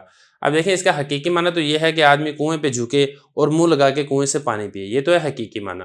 لیکن مجازی معنی یہ ہے کہ آدمی چلو لے کے ہاتھ سے پانی پیتا ہے یا کسی برتن وغیرہ سے پانی پیتا ہے، یہ اس کا مجازی معنی ہے. تو یہ دیکھیں جو حقیقی معنی ہے اس پر عمل کرنا دشوار ہے. اب وہ اندر اس کے منہ کیسے لگائے گا؟ کنویں کے اندر پانی تو بہت نیچے ہوتا ہے، اس کو کنویں کے اندر نیچے اترنا پڑے گا، پھر منہ لگا کے پانی پینا پڑے گا. تو یہ بہت دشوار والا کام ہے. تو مجازی معنی جو ہے کسی برتن وغیرہ سے یا ڈول وغیرہ سے یا چلو وغیرہ سے مجازی معنی ہے، تو مجازی معنی ہی مراد لیا جائے گا، حتیٰ کہ اگر کسی نے منہ لگا کے تکلف کر کے براہ راست پانی پیتا ہے ڈائریکٹ بغیر کسی ہاتھ اور برتن کے واسطہ سے، تو یہ حانث نہیں ہوگا، اس لیے کہ اگر آپ اس کو حانث مانتے ہیں تو پھر آپ جمع بین الحقیقت والمجاز کر رہے ہیں، جو کہ حنفیہ کے نزدیک جائز نہیں ہے۔ اسی بنا پر ہم نے کہا جب اس نے قسم اٹھائی کہ وہ اس کنویں سے نہیں پیے گا ینصرف ذالک، تو اس قسم کو پھیرا جائے گا الی الاغتراف، چلو کے ساتھ پانی پینے، چلو کے ساتھ ہو یا کوئی برتن وغیرہ کے ساتھ ہو، دونوں صورتوں میں وہ حانث ہو جائے گا۔ حتیٰ لو فرض نہ، یہاں تک کہ اگر ہم یہ فرض کر لیں لو کرا، اس نے گھونٹ گھونٹ کر کے پیا ہے منہ لگا کے بنوئن ایسے تکلف کر کے، تو پھر وہ حانث نہیں ہوگا بالاتفاق۔ یہ تو حقیقت متعذرہ کیا ہوتی ہے، اور حقیقت متعذرہ کی دو مثالیں وہ آ گئی ہیں سامنے۔ اب بات کر لیتے ہیں حقیقت محجورہ کی۔ حقیقت محجورہ کے بارے میں نے آپ کو یہ بتایا ہے جس پر عمل کرنا آسان تو ہوتا ہے لیکن لوگوں نے اس پر عمل کرنے کو چھوڑ دیا ہوتا ہے۔ مثال کے طور پہ اگر کوئی شخص یہ کہتا ہے کہ میں فلاں آدمی کے گھر میں قدم نہیں رکھوں گا، اب دیکھیں اس کا حقیقی معنی تو یہ ہے کہ آدمی باہر ہو اور پاؤں اس کے اندر رکھ دے، اس کے گھر کے اندر رکھ دے، دہلیز کے اندر اس کے پاؤں رکھ دے، تو یہ تو ہے حقیقی معنی۔ تو یہ مشکل نہیں ہے، آسان ہے، کوئی آدمی باہر کھڑا ہو پاؤں گھر کے ایک پاؤں گھر کے اندر رکھ لے تو یہ رکھ سکتا ہے، لیکن یہ والا جو معنی ہے یہ لوگوں نے چھوڑ دیا ہے۔ تو جب یہ لوگوں نے چھوڑ دیا ہے تو یہ حقیقت محجورہ ہے، لہذا اس صورت میں بھی مجازی معنی ہی مراد لیا جائے گا کہ گھر میں قدم رکھنے سے مراد یہ ہے کہ اندر داخل ہونا، تو اگر تو وہ گھر کے اندر داخل ہوگا تو وہ حانث ہوگا، اگر وہ باہر کھڑے ہو کے صرف ایک پاؤں اندر کر دیتا ہے تو صرف ایک پاؤں اندر کرنے سے یہ حانث نہیں ہوگا، اس لیے کہ اگر آپ اس صورت میں اس کو حانث مانتے ہیں تو آپ جمع بین الحقیقت والمجاز کر رہے ہیں، جو کہ جائز نہیں ہے۔ فرما رہے ہیں کہ محظورہ کی نظیر یہ ہے کہ اس نے قسم اٹھائی کہ وہ فلاں آدمی کے گھر میں پاؤں نہیں رکھے گا۔ اب دیکھیں یہاں پہ مراد لینا کیا، مراد لینا پاؤں کا رکھنا مراد لینا، محجورۃ عادتاً، عادتاً اس چیز کو چھوڑ دیا گیا ہے، تو یہ حقیقت محجورہ ہے، لہذا یہ والی چیز مراد نہیں لی جائے گی، اور مراد کیا لیا جائے گا، مراد لیا جائے گا دخول۔ تو یہ ایک مثال آ گئی ہے حقیقت محجورہ کی۔ آگے عبارت دیکھ لیں، وعلى هذا قلنا التوكيل بنفس الخصومة ينصرف إلى مطلق جواب الخصم حتى يسع للوكيل أن يجيب بنعم كما يسعه أن يجيب بلا، لأن التوكيل بنفس الخصومة محجور شرعا وعادة۔ ترجمہ دیکھ لیں، اسی بنا پر ہم نے کہا کہ وکیل بنانا نفس خصومت کا پھیرا جائے گا اس کو فریق مخالف کے مطلق جواب کی طرف، یہاں تک کہ گنجائش ہوگی وکیل کے لیے کہ وہ جواب دے نام کے ساتھ، جیسا کہ اس کو گنجائش ہوگی کہ وہ جواب دے لا کے ساتھ، اس لیے کہ وکیل بنانا نفس خصومت کا یہ محجور ہے شرعاً بھی اور عادتاً بھی۔ دیکھیں حقیقت محجورہ متروک ہوتی ہے، اس پر عمل نہیں کیا جاتا ہے، مجازی معنی مراد لیا جاتا ہے۔ ایک مثال ہم نے پڑھ لی ہے، یہ دوسری مثال ہے جو کہ اسی مسئلے کے اوپر متفرع ہو رہی ہے۔ مسئلہ یہاں پر یہ ہے کہ ایک آدمی نے کسی کو وکیل بنایا کہ آپ میرے وکیل ہیں، خصومت یعنی جھگڑا کرنے کے، مثال کے طور پہ کسی نے اس کے اوپر کوئی کیس کر دیا، اب اس نے وکیل کر دیا ہے اور اس نے وکیل بنایا ہے وکیل بالخصومت، اور وکیل بالخصومت کا تو جو حقیقی معنی ہے وہ یہ ہے کہ جھگڑا کرنے والا وکیل، اور جھگڑا کرنے والا وکیل تو یہی ہوگا نا حقیقی معنی کہ وہ فریق مخالف کی ہر بات کا انکار کرے، چاہے وہ صحیح ہو وہ تب بھی انکار کرے، غلط ہو پھر تو اس نے انکار کرنا ہی ہے۔ لیکن یہ جو حقیقی معنی ہے یہ متروک ہے، اس کو چھوڑ دیا گیا ہے۔ شرعاً بھی یہ والی بات منع ہے کہ شرعی طور پہ بھی یہ والی بات جائز تو نہیں ہے کہ اگر آپ کا فریق مخالف آپ کے بارے میں کوئی صحیح بات کرتا ہے آپ اس کا انکار تو نہیں کر سکتے، کیونکہ اگر آپ صحیح بات کا انکار کریں گے تو آپ جھوٹ بولیں گے، جو کہ جائز نہیں ہے۔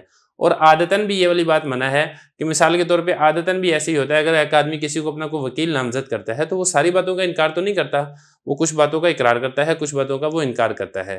تو خلاصہ کلام یہ ہے کہ حقیقی معنی یہاں پر تو یہ بنتا ہے کہ وہ وکیل بالخصومت ہے اور فریق مخالف کی ہر بات کا انکار کرے، یہ حقیقی معنی ہے۔ اور مجازی معنی یہاں پر یہ ہے کہ وہ فریق مخالف کی بات کا جواب دے، اب بات کا جواب وہ انکار کے ساتھ بھی دے سکتا ہے، بات کا جواب وہ اقرار کے ساتھ بھی دے سکتا ہے، تو یہاں پر بھی وکیل بالخصومت میں جو حقیقی معنی ہے وہ مراد نہیں لیا جائے گا، اور جو مجازی معنی ہے وہ مراد لیا جائے گا، یعنی مطلق جواب دینا۔ اب یہ دیکھیں حقیقت محجورہ ہے، اس پر عمل کرنا آسان ہے، مشکل نہیں ہے کہ وہ ہر بات کا انکار کر دے، آسان تو ہے، لیکن چونکہ لوگوں نے چھوڑ دیا ہے، عادتاً بھی یہ محجور ہے اور شرعاً بھی محجور ہے۔ کیسے محجور ہے وہ میں آپ کو بتا چکا ہوں، تو لہذا جب یہ دونوں طرح سے محجور ہے، اس کو چھوڑ دیا گیا ہے، تو مجازی معنی ہی مراد لیا جائے گا کہ یہ فریق مخالف کی بات کا جواب دے گا۔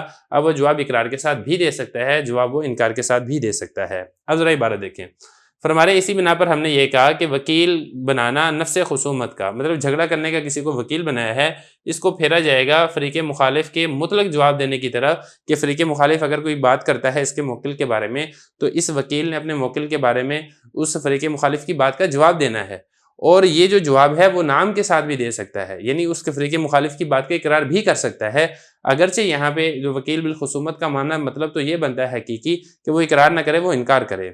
فرما رہے ہیں کہ یہاں تک کہ گنجائش ہوگی وکیل کے لیے کہ وہ فریق مخالف کی بات کا جواب نام کے ساتھ دے، جیسا کہ اس کے لیے گنجائش ہے کہ وہ فریق مخالف کی بات کا جواب لا کے ساتھ دے، اس لیے کہ وکیل بنانا نفس خصومت کا یہ شرعاً بھی محجور ہے، شرعاً بھی اس کو چھوڑا گیا ہے، کیونکہ شرعاً اگر وہ صحیح بات کرتا ہے اب اس کا انکار تو نہیں کر سکتے ہیں، اور عادتاً بھی یہ والی بات چھوڑ دی گئی ہے، کیونکہ لوگوں کا عرف و عادت اور مزاج بھی یہی ہے کہ اگر کوئی وکیل بالخصومت بناتے ہیں تو پھر ہر بات کا انکار نہیں کیا جاتا ہے، بعض باتوں کا اقرار اور بعض باتوں کا انکار ہوتا ہے۔ تو خلاصہ کلام یہ ہے کہ یہاں پر بھی وکیل بنفس الخصومت میں تو نفس خصومت کا وہ وکیل نہیں ہوگا، بلکہ وہ فریق مخالف کی مطلق بات کا یہ جواب دے گا۔ تو دیکھیں یہاں تک حقیقت محجورہ یہ مکمل ہو چکے ہے۔ اب اگلا جو مسئلہ ہے اس میں امام صاحب کا اور صاحبین کا اختلاف ہے، وہ کیا مسئلہ ہے اور کیا اختلاف ہے وہ ہم انشاءاللہ اگلے سبق کے اندر پڑھیں گے۔ بسم اللہ الرحمن الرحیم۔ اصول الشاشی کا چوتھا باب ہے حقیقت مجاز، سبق نمبر 5 میں خوش آمدید۔ آج کے سبق کے اندر ہم حقیقت مستعملہ اور مجاز متعارف میں امام صاحب اور صاحبین کا اختلاف پڑھیں گے۔ عبارت دیکھ لیں، وَلَوْ كَانَتِ الْحَقِيقَةُ مُسْتَعْمَلَةً فَإِن لَّمْ يَكُن لَّهَا مَجَازٌ مُتَعَارَفٌ فَالْحَقِيقَةُ أَوْلَىٰ بِلَا خِلَافٍ وَإِن كَانَ لَهَا مَجَازٌ مُتَعَارَفٌ فَالْحَقِيقَةُ أَوْلَىٰ عِندَ أَبِي حَنِيفَةَ وَعِندَهُمَا الْعَمَلُ بِعُمُومِ الْمَجَازِ أَوْلَىٰ مثاله لو حلف لا يأكل من هذه الحنطة ينصرف ذلك إلى عينها عنده حتى لو أكل من الخبز الحاصل منها لا يحنث عنده وعندهما ينصرف إلى ما تتضمنه الحنطة بطريق عموم المجاز فيحنث بأكلها وبأكل الخبز الحاصل منها وكذا لو حلف لا يشرب من الفرات ينصرف إلى الشرب منها قرعا عنده وعندهما إلى المجاز المتعارف وهو شرب مائها بأي طريق كان۔ اور اگر حقیقت مستعملہ ہو تو اگر تو اس کا مجاز متعارف نہ ہو تو حقیقت اولا ہے بغیر اختلاف کے، اور اگر اس کے لیے مجاز متعارف ہو تو حقیقت اولا ہے امام صاحب رحمۃ اللہ علیہ کے نزدیک، اور صاحبین رحمۃ اللہ علیہ کے نزدیک عمل کرنا عموم مجاز پر یہ بہتر ہے۔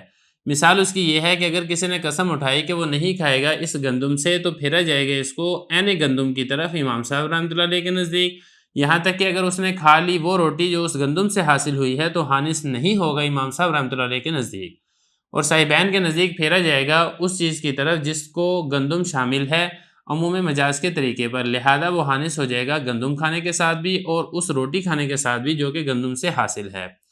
اسی طرح اگر اس نے قسم اٹھائی کہ وہ نہیں پیائے گا فرات سے، دریائے فرات سے، تو پھیرا جائے گا اس کو منہ لگا کر پینے سے امام صاحب رحمۃ اللہ علیہ کے نزدیک، اور صاحبین نے فرمایا مجاز متعارف کی طرف پھیرا جائے گا، اور وہ یہ ہے کہ اس پانی کا پینا جس بھی طریق سے ہو۔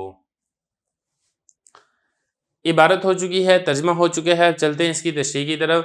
دیکھیں گزشتہ سبق کے اندر میں نے آپ کو یہ بتایا تھا کہ حقیقت کی 3 قسمیں ہیں، حقیقت متعذرہ، حقیقت محجورہ اور حقیقت مستعملہ۔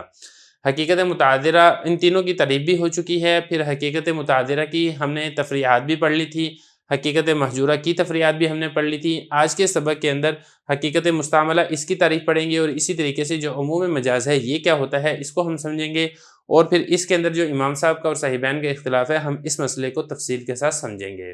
بات کر لیتے ہیں حقیقت مستعملہ کی اور مجاز متعارف کی۔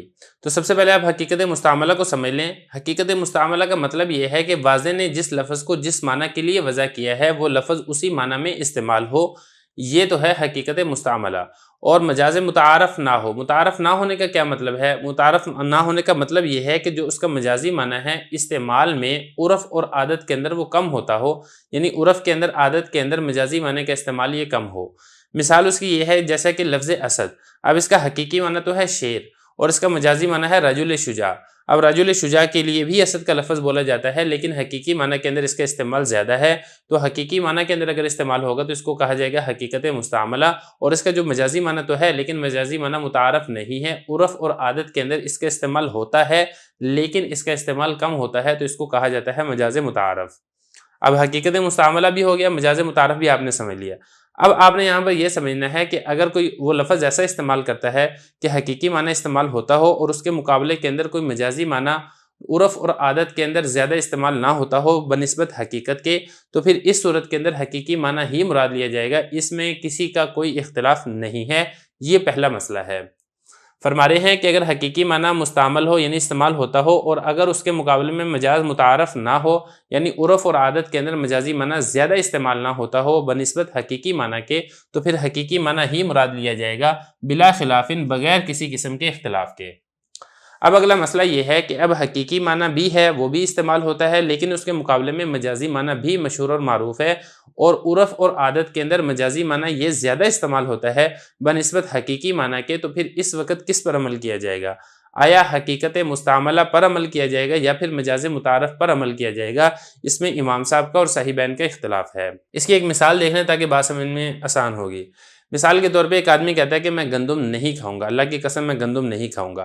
اب اس کا حقیقی معنی تو یہ ہے کہ وہ گندم کھائے، بھون کے کھا لے یا کچی پھانک لے، یہ تو ہے اس کا حقیقی معنی، اور یہ حقیقی معنی کے اندر بھی استعمال ہوتا ہے، لوگ گندم کو بھون کر بھی کھاتے ہیں۔ لیکن اس کا جو مجازی معنی ہے وہ زیادہ استعمال ہوتا ہے، مجاز اس کا متعارف ہے، غیر متعارف نہیں ہے، کیونکہ عرف اور عادت کے اندر جب یہ کہا جاتا ہے کہ فلاں آدمی نے گندم کھائی ہے، فلاں آدمی کسی کی گندم نہیں کھاتا ہے، تو اس سے مجازی معنی مراد لیا جاتا ہے کہ یعنی کہ اس گندم سے حاصل ہونے والے آٹا، پھر اس آٹے سے حاصل ہونے والی روٹی، تو جو روٹی والا معنی ہے یہ مجازی معنی ہے۔ تو گندم بول کر گندم مراد لینا یہ حقیقی معنی ہے، حقیقی معنی میں استعمال ہوتا ہے، لیکن جو اس کا مجازی معنی ہے وہ زیادہ متعارف، زیادہ مشہور ہے، عرف اور عادت کے اندر یہ زیادہ استعمال ہوتا ہے۔ تو امام صاحب رحمۃ اللہ علیہ کے نزدیک اب مسئلہ کیا ہے؟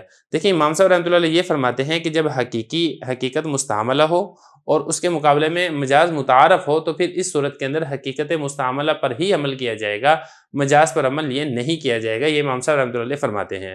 مثال کے طور پہ اگر کسی شخص نے قسم اٹھائی کہ میں گندم نہیں کھاؤں گا، تو اگر تو وہ گندم کو ہی بھون کے کھا لیتا ہے تو پھر تو وہ حانث ہوگا، لیکن اگر اس نے اس گندم سے آٹا بنا کر اس سے روٹی بنا کر کھاتا ہے تو پھر روٹی کھانے سے وہ حانث نہیں ہوگا، اس لیے کہ روٹی والا معنی یہ مجازی معنی ہے، اور حقیقت مستعملہ ہو تو مجاز پر عمل نہیں کیا جاتا ہے، اگرچہ مجازی معنی یہ زیادہ معروف اور مشہور ہی کیوں نہ ہو۔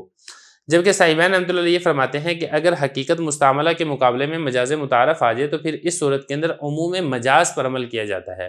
اب عموم مجاز کیا ہوتا ہے اس کو ذرا سمجھ لیں۔ دیکھیں عموم مجاز یہ ہوتا ہے کہ آپ ایک عام معنی بیان کر دیں، وہ عام معنی ایسا ہو کہ اس عام معنی کے افراد کے اندر حقیقی معنی بھی آ جائے اور مجازی معنی بھی آ جائے، ایک ایسا عمومی اور شامل ہونے والا معنی بیان کر دے، اس معنی کو عموم مجاز کہا جاتا ہے، جس کے افراد میں سے ایک فرد حقیقی معنی ہو اور ایک فرد اس کا مجازی معنی ہو۔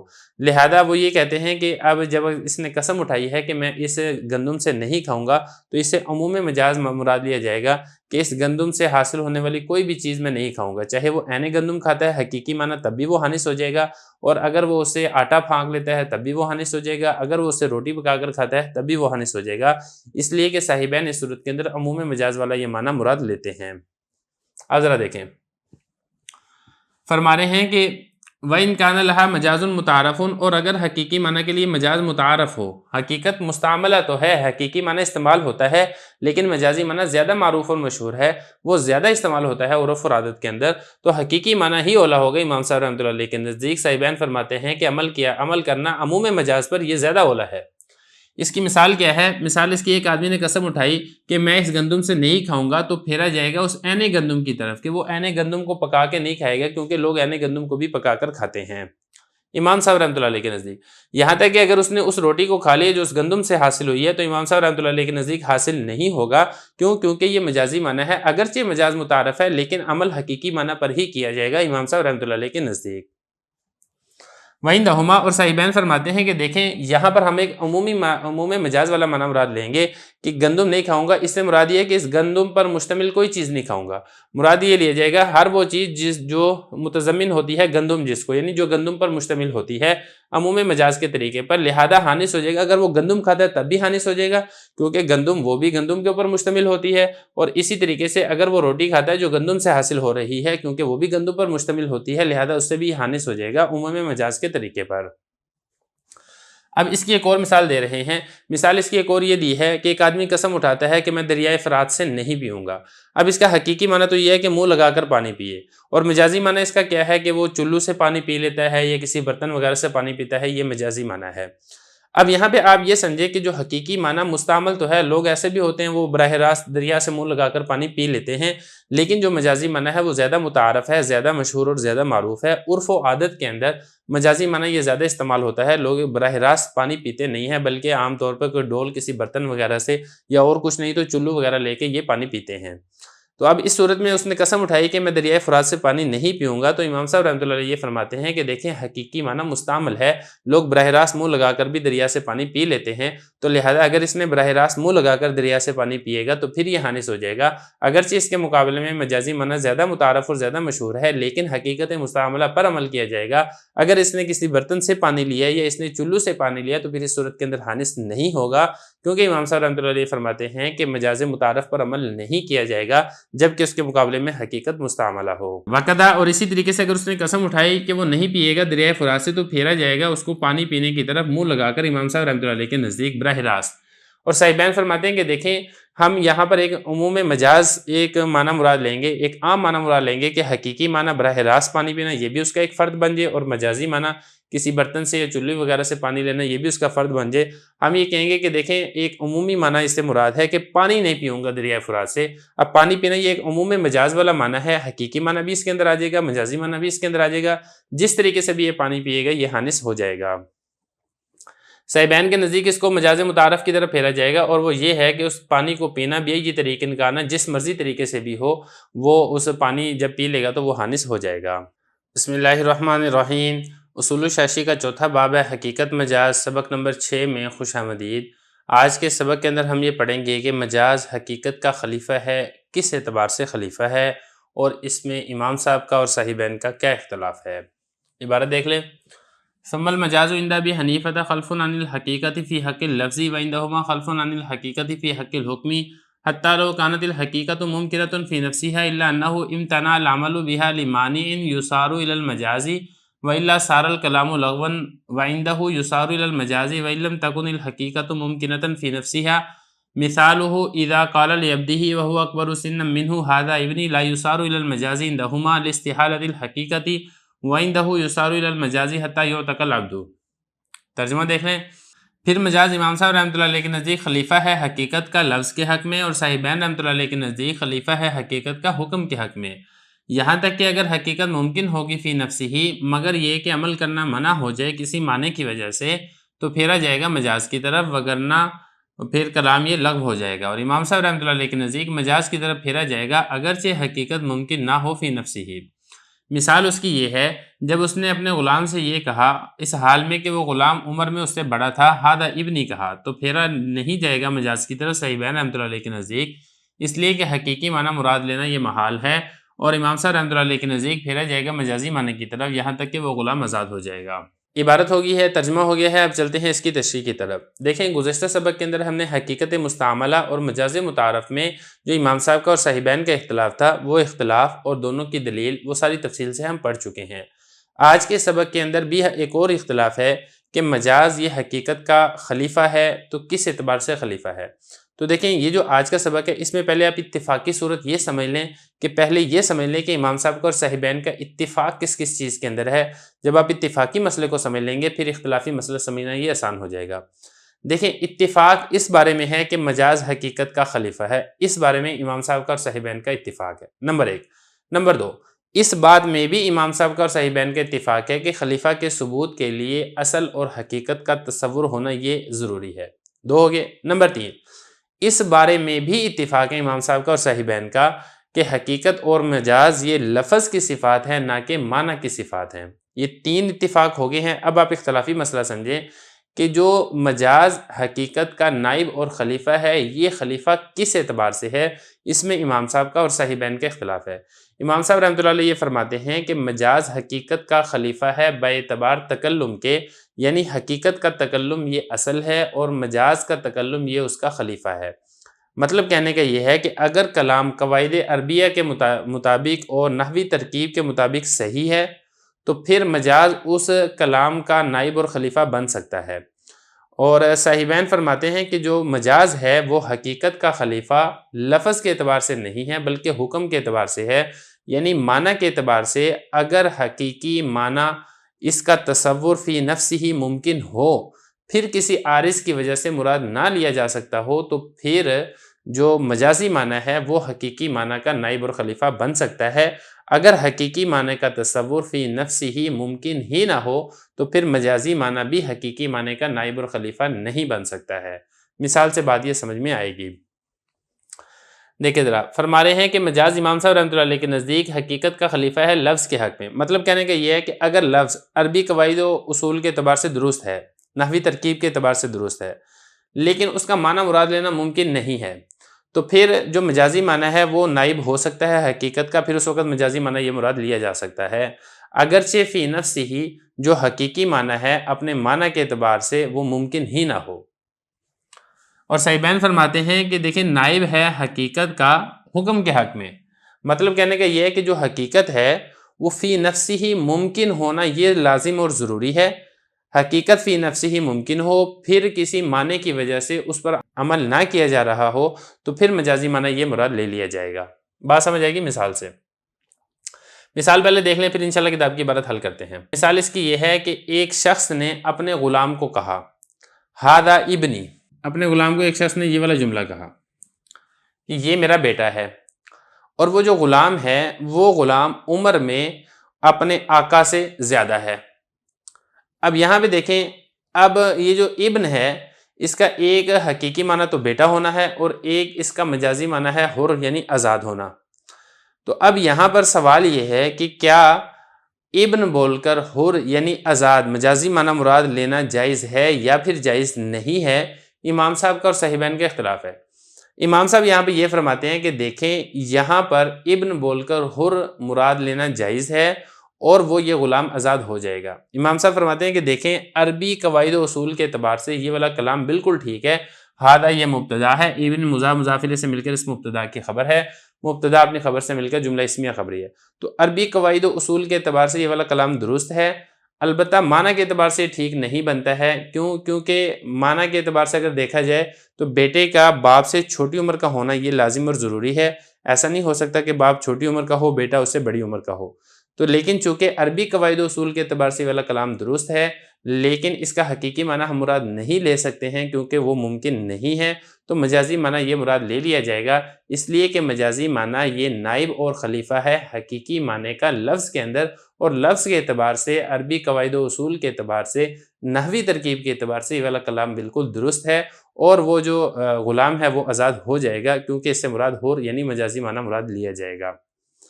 صاحبین یہ فرماتے ہیں کہ دیکھیں اگر اس نے کہا نا ہادہ ابنی، تو اس سے ہادہ حر مراد لینا یعنی مجازی معنی مراد لینا جائز نہیں ہے۔ وہ کیوں؟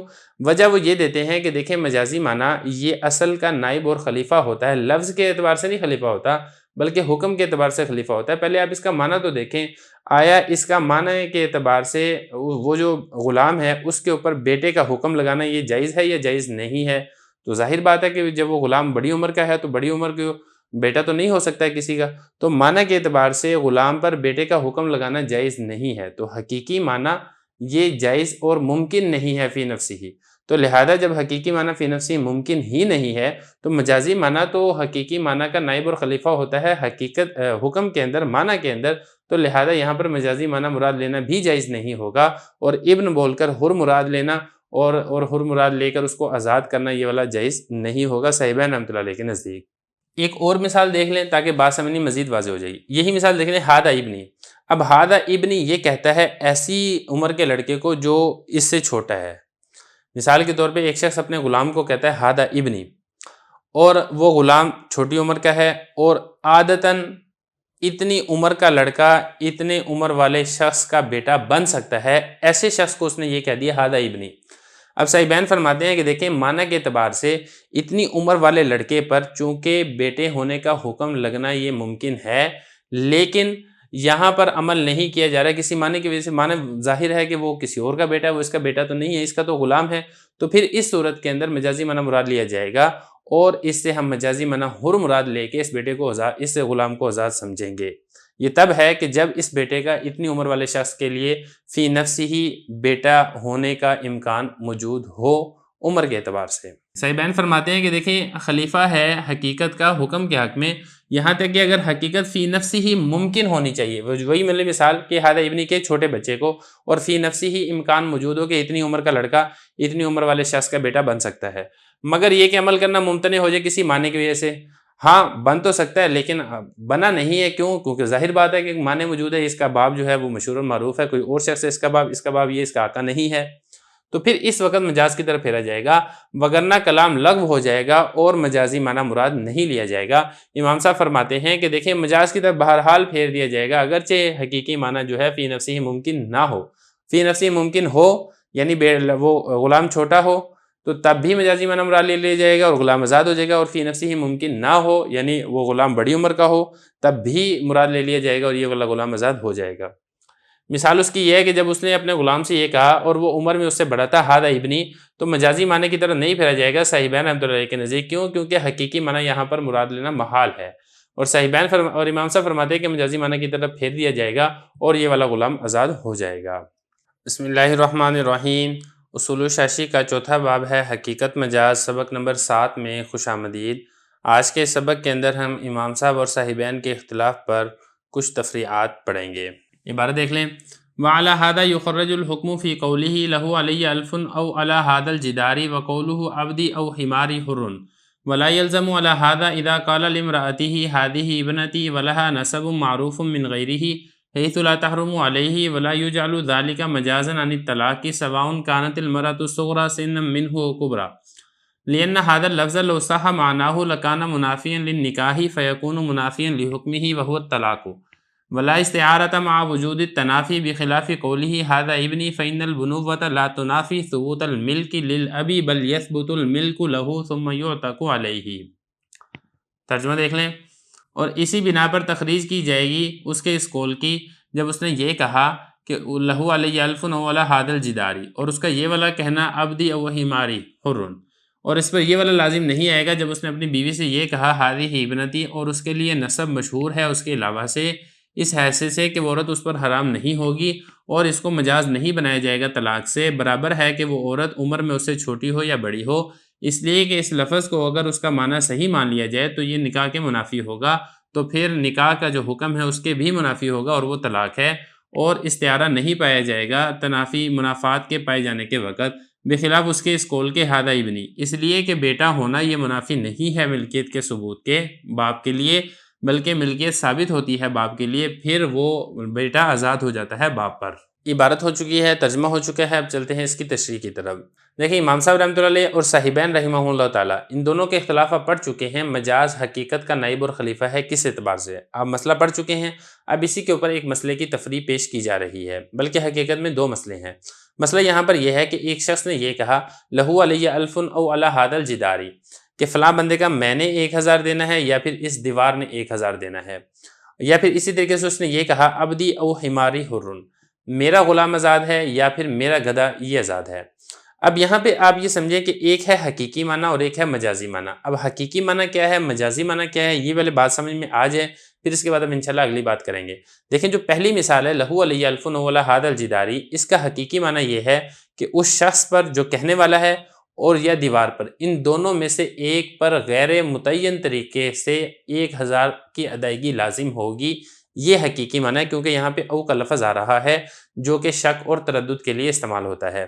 اور جو دوسرا جملہ ہے عبدی و حماری حرن، یہاں پر بھی ایسے ہی ہے، غلام اور گدھے میں سے دونوں میں سے کوئی ایک غیر متعین طریقے سے آزاد ہوگا، کیوں؟ کیونکہ یہاں پر درمیان میں او کا لفظ استعمال ہو رہا ہے جو شک اور تردد کے لیے آتا ہے، یہ تو ہو گیا حقیقی معنی۔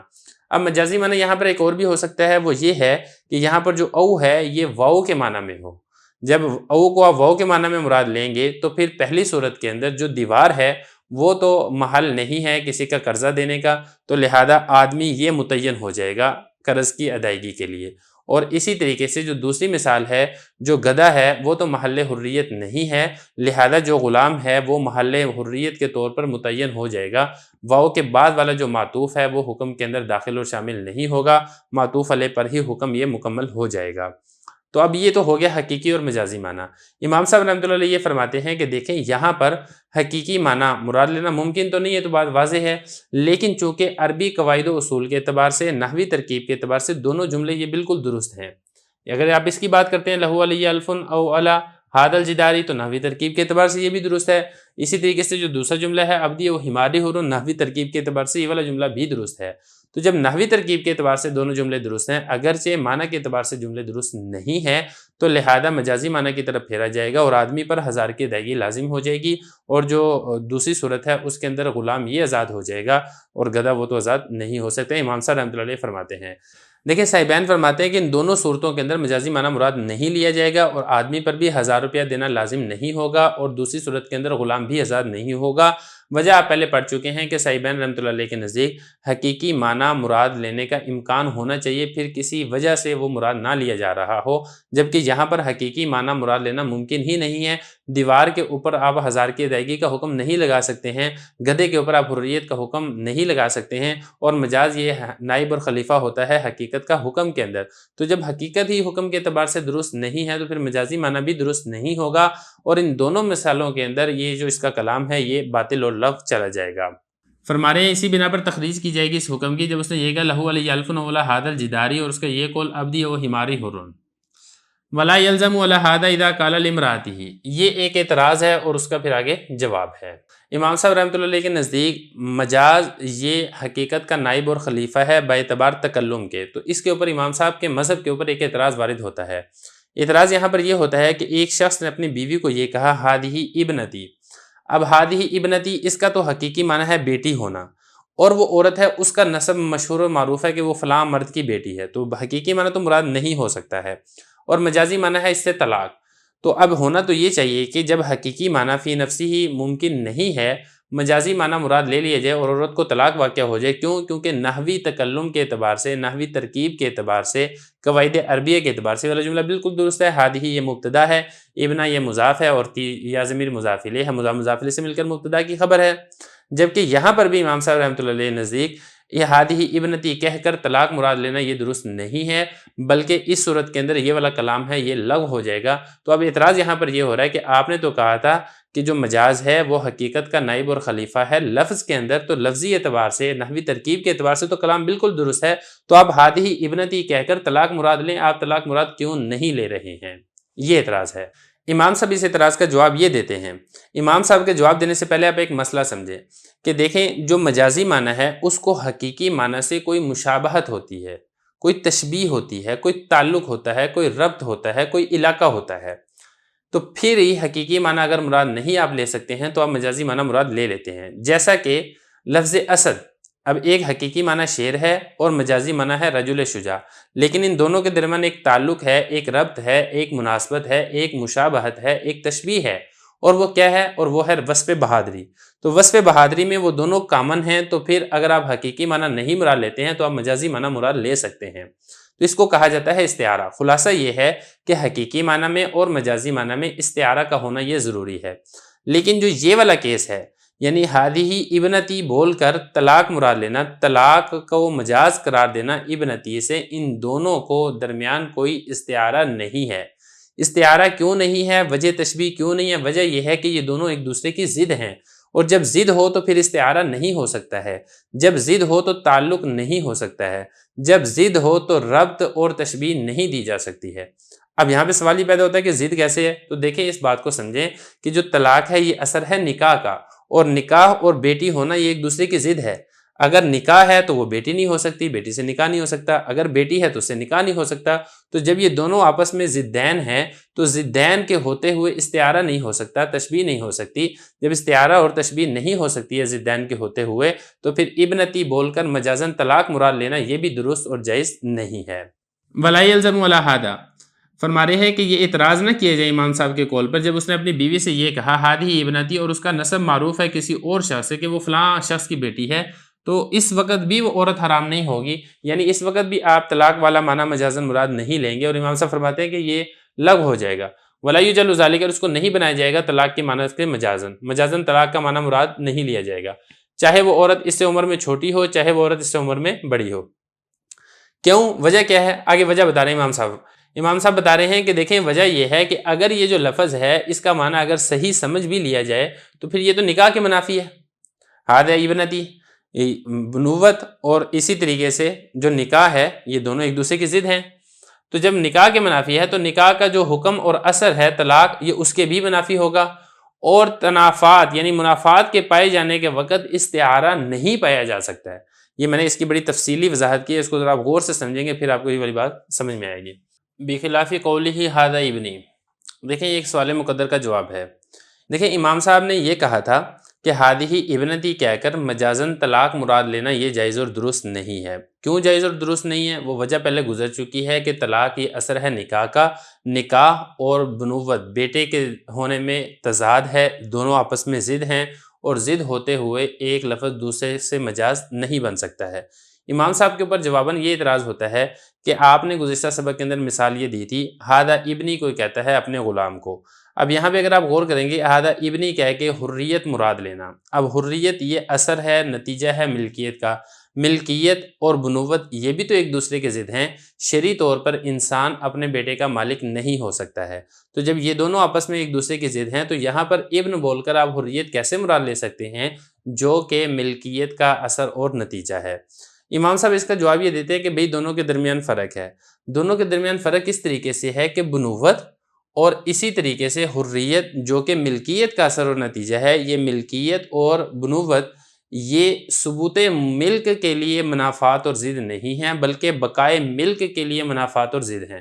مطلب کہنے کا یہ ہے کہ آدمی شرعی طور پر اپنے بیٹے کا مالک بن سکتا ہے، اپنا بیٹا اور ملکیت اس کے ثبوت کے لیے ان دونوں میں کسی قسم کا کوئی منافات اور یہ دونوں آپس میں کسی قسم کی ضد نہیں ہے۔ البتہ فرق ہے اس اعتبار سے کہ بقائے ملک کے اعتبار سے ضد ہے کہ آدمی اپنے بیٹے کا مالک تو بن سکتا ہے لیکن مالک رہ نہیں سکتا ہے۔ جیسے ہی اپنے بیٹے کا مالک بنے گا تو بیٹے کا مالک بنتے ساتھ ہی بیٹا آزاد ہو جائے گا، اس پر حریت یہ واقع ہو جائے گی۔ تو لہذا اس مسئلے میں اور گزشتہ مسئلے کے اندر فرق ہے، وہاں پر تو بنوت اور نکاح سرے سے جمع ہو ہی نہیں سکتے ہیں، جبکہ یہاں پر بنوت اور اسی طریقے سے ملکیت یہ جمع ہو سکتے ہیں لیکن یہ دونوں باقی نہیں رہ سکتے ہیں۔ بخلاف قولی ھذا ابنی، بخلاف اس کے اس قول کے ھذا ابنی، اس لیے کہ بنوت یہ ثبوت ملک کے منافی نہیں ہے، بقائے ملک کے منافی ہے باپ کے لیے، بلکہ باپ جو ہے اس کے لیے ملکیت ثابت ہوتی ہے پھر اس کے اوپر آزادی واقع ہو جاتی ہے، بقائے ملک کے منافی ہے، ثبوت ملک کے منافی نہیں ہے۔ بسم اللہ الرحمن الرحیم۔ اصول الشاشی کا چوتھا باب ہے حقیقت مجاز، سبق نمبر 8 میں خوش آمدید۔ آج کے سبق کے اندر ہم استعارے کے بارے میں پڑھیں گے۔ فصل فی تعریف طریق الاستعارۃ، اعلم ان الاستعارۃ فی احکام الشرع مضطردۃ بطریقین، احدہما لوجود الاتصال بین العلۃ والحکم والثانی لوجود الاتصال بین السبب المحض والحکم، فالاول منہما یوجب صحۃ الاستعارۃ من الطرفین والثانی یوجب صحتها من احد الطرفین وهو استعارۃ الاصل للفرع۔ فصل ہے طریق استعارہ کی تعریف کے بارے میں۔ آپ جان لیجئے کہ استعارہ احکام شرع میں دو طریقوں سے پایا جاتا ہے۔ نمبر 1 اتصال ہونے کی وجہ سے علت اور حکم کے درمیان، نمبر 2 اتصال پائے جانے کی وجہ سے سبب محض اور حکم کے درمیان۔ ان دونوں میں سے جو پہلا ہے وہ واجب کرتا ہے استعارے کو صحیح ہونے کو طرفین سے، اور دوسرا وہ واجب کرتا ہے استعارے کو صحیح ہونے کو طرفین میں سے ایک کی جانب سے، اور وہ استعارۃ الاصل للفرع ہے۔ عبارت ہو گئی ہے، ترجمہ ہو گیا ہے، اب چلتے ہیں اس کی تشریح کی طرف۔ دیکھیں جو اس سے پہلے والی فصل ہے اس میں حقیقت اور مجاز کی تعریف ہو گئی تھی، حقیقت اور مجاز کی اقسام ہو گئی تھی۔ یہاں پر آپ ایک چیز اور سمجھ لیں کہ حقیقت اور مجاز کے درمیان کوئی تعلق اور کوئی مناسبت ہونی چاہیے، جیسا کہ میں نے آپ کو گزشتہ سبق کے اندر بھی بتایا تھا۔ یہ جو فصل ہے استعارے والی، اس کے اندر اسی تعلق اور مناسبت کو ذکر کیا جائے گا۔ یہاں پر آپ ایک چیز اور سمجھ لیں کہ جو اصولیین حضرات ہیں ان کے نزدیک مجاز اور استعارہ ان دونوں کے درمیان کسی قسم کا کوئی فرق نہیں ہے۔ مطلب یہ ہے کہ لفظ اگر غیر معنی موضوع لہو کے اندر استعمال ہو تو اس کو مجاز بھی کہہ دیا جاتا ہے اور اس کو اسی طریقے سے استعارہ بھی کہہ دیا جاتا ہے۔ لیکن جو اہل علم بیان ہیں انہوں نے مجاز اور استعارے کے درمیان فرق کیا ہے۔ فرق اس اعتبار سے کیا ہے کہ اگر لفظ حقیقی معنی چھوڑ کر مجازی معنی میں استعمال ہوتا ہے کسی تعلق کی وجہ سے، کسی مناسبت کی وجہ سے، تو اس کو استعارہ کہتے ہیں، اور اگر لفظ حقیقی معنی چھوڑ کے مجازی معنی کے اندر استعمال ہوتا ہے بغیر تعلق کے، بغیر مناسبت کے، تو اس کو مجاز کہا جاتا ہے۔ اب یہاں پہ یہ جو سبق ہے اس سے پہلے اب دو چیزیں سمجھ لیں، تاکہ دو تین چیزیں ہیں تاکہ بات سمجھنی آسان ہو جائے گی۔ سب سے پہلے سمجھے علاقہ کسے کہتے ہیں۔ دیکھیں جو علاقہ ہے، علاقہ نام ہے تعلق کا، یعنی حقیقی اور مجازی معنی ان دونوں کے درمیان ایک تعلق ہوتا ہے، اس تعلق کو علاقہ کہا جاتا ہے۔ دوسرے نمبر پر آپ یہ سمجھ لیں کہ علت کسے کہتے ہیں. دیکھیں علت اسے کہا جاتا ہے جو حکم کو بغیر کسی واسطہ کے خود بخود ثابت کر رہی ہو، اسے علت کہا جاتا ہے. اور علت کے مقابلے میں جو حکم ہوتا ہے اس کو معلول کہا جاتا ہے. اور اس کے بعد آپ آگے سمجھ لیں گے سبب کسے کہتے ہیں.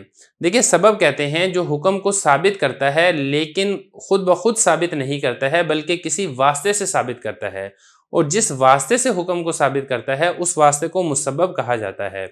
علت اور سبب کے درمیان فرق یہ ہے کہ علت خود حکم کو ثابت کرتی ہے اور سبب حکم کو خود ثابت نہیں کرتا ہے بلکہ مسبب کے واسطے سے حکم تک پہنچاتا ہے. دوسرے لفظوں میں یہ کہیں کہ جو سبب ہے حکم کا اس بات نہیں کر رہا ہوتا ہے بلکہ حکم تک پہنچا رہا ہوتا ہے.